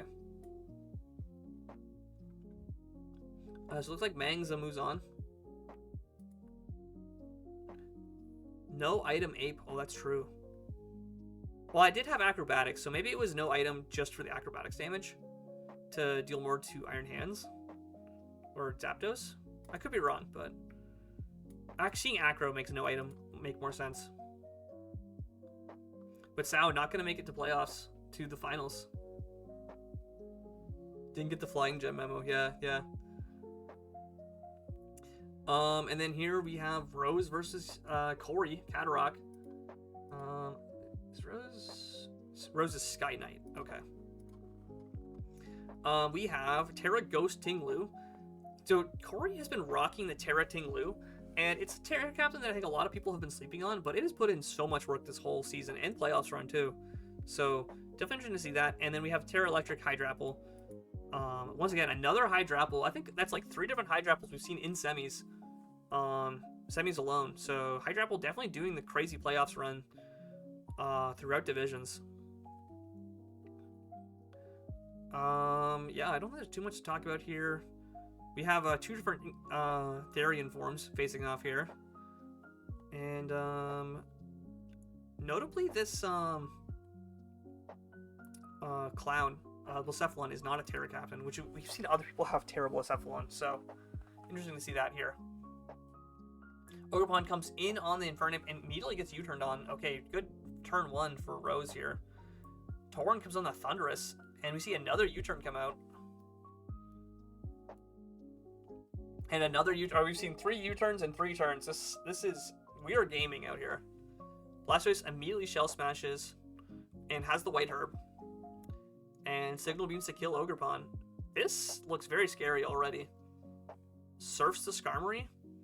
And it Whirlwinds out. It must have been Sturdy Whirlwind. Gets Spikes up as it dies to the Slowking. Okay, this is looking tough already for Corey. This has been the season of Smash Toys. That's true. Yeah, we've seen a lot of Smash Toys. Big play rough from Mawile as this just pivots out. I think he went expecting him to respect a knockoff. But like, maybe play rough hit Infernape hard enough to kill it. Sandslash comes in. It's probably going to like Earthquake. Blacephalon lives the Earthquake? What? Is this Scarf? Oh, it's Terra Dragon. Oh, I missed that this was Terra Dragon on the team preview. Sandslash putting in some work here, getting the Blacephalon kill.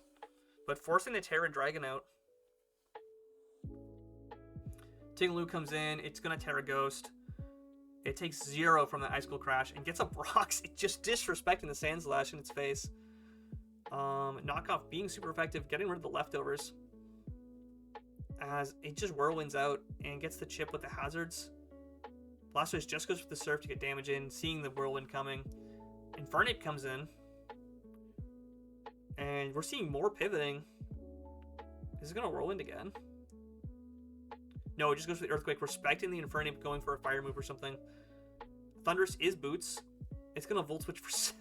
Dude, this Ting-Lu is so fat, dude. Oh my god. It took 0 from that. This is also Boots Sandslash, I believe. Oh, that Earthquake did 0. Knocks off the Tauren. Getting rid of the Flying Gem. As it U-turns out. Okay, wait. Ori has kind of brought this game back. Oh, I don't know why he went Slowking. It wasn't a double down situation, was it? Did you think he lived the knockoff, or do you think maybe he just didn't have it? My 800-pound Ting Lu life. Literally, no Cobra Berry. Has the boots. Oh, yeah, I revealed boots when it switched in. Hydrapple's in. This is Terra Electric Hydrapple. He doesn't Terra. Oh, he already used Terra on, Sandslash. That's right. Infernape comes in on the Flamethrower. I lived. Dude, that's like the most. That's gotta be full spit F. Ting Lu, that's crazy. Knocks off the Thundurus, removes its boots. Acrobatics doesn't do enough. Electric move? I don't think that crit mattered, but that did a lot. Now, is this gonna Sucker Punch? It does? Okay. Does Infernape die to the Sucker Punch? I think it does 27. And that's game. Oh my god. Okay, Sucker Punch doing just barely enough.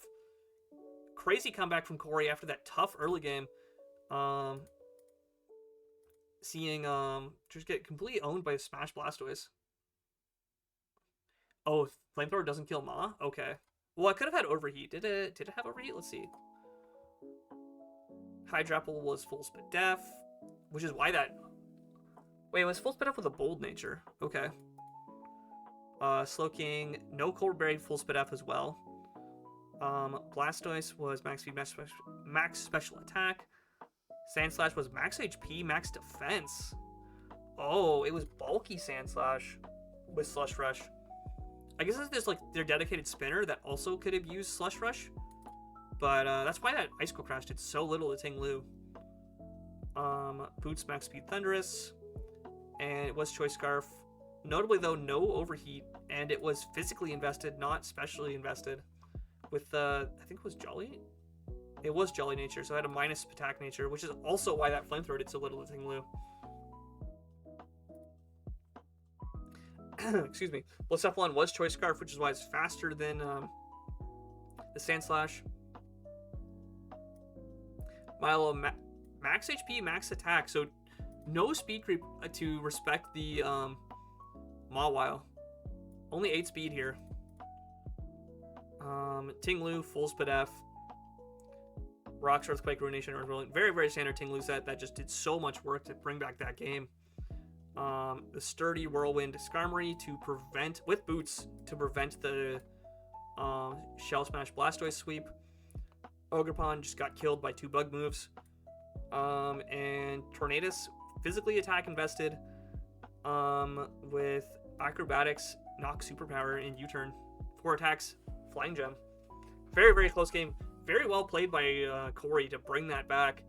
And yeah, the lack of respect for Mawile really making that game tough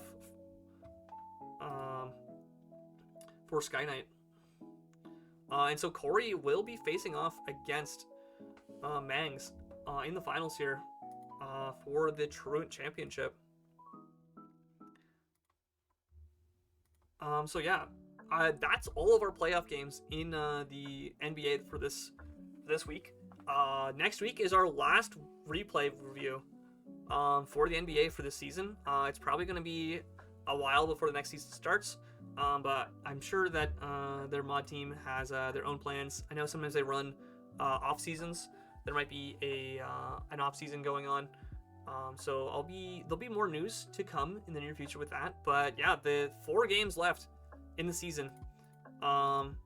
Notably, there is no third place games. I kind of wish there was. I think a bronze medal game would be sick. But I know a lot of times, by the time you lose in playoffs, you're just so done with the season. You're ready to be like, okay, I had fun with my team. I'm moving on.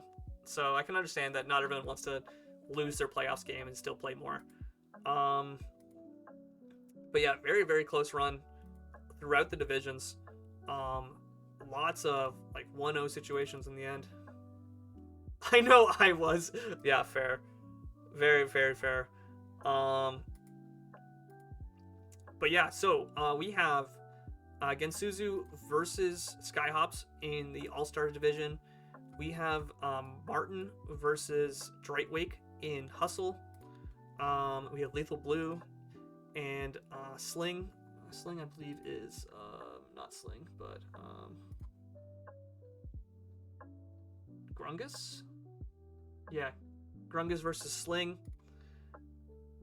Versus Lethal Blue. Grungus versus Lethal Blue in Swarm. And in Truant, we have Mangs versus Corey. And that's our final matchups. With that said, this is my tentative schedule. I'm gonna end stream. Oh wait, I gotta cover up the ads. There we go. I'm gonna end stream there. Thank you everyone for coming out. I hope to see you all later tonight. I'm gonna be live like 9:30, 10. With our other league, the 1 Trillion Lions. If you have any questions or want to learn more about any of the leagues I'm showing on here, reach out to me or some of the mod teams. We can get you in contact with the right people if you want to learn more. I don't know if there's anything else I should mention. Is it not a transition? There we go. All right, cover up the ads. But yeah, if you have any more questions, be sure to reach out to me. I can get you in contact with the right people. And we'll be back sometime after 9 with the OTL replays for this week. Yeah, I'll be back. Okay, yeah, I'll reach out to you, Skyhops, for sure. Yeah, I'll be finalizing this lovely mess of a schedule tomorrow, probably. But yeah, unfortunately no weekend streams planned right now just because I'm seeing family. I might do something on Sunday if I get back in a reasonable hour. And Wednesday and Thursday, I'll be live Wednesday with some chatting about other games. And Thursday we'll see what I have time for. We do have IRL stuff going on, so. Also, if anyone sees the Mario movie, let me know how you feel about it in my Discord server. I know I was mentioning a bit of that earlier.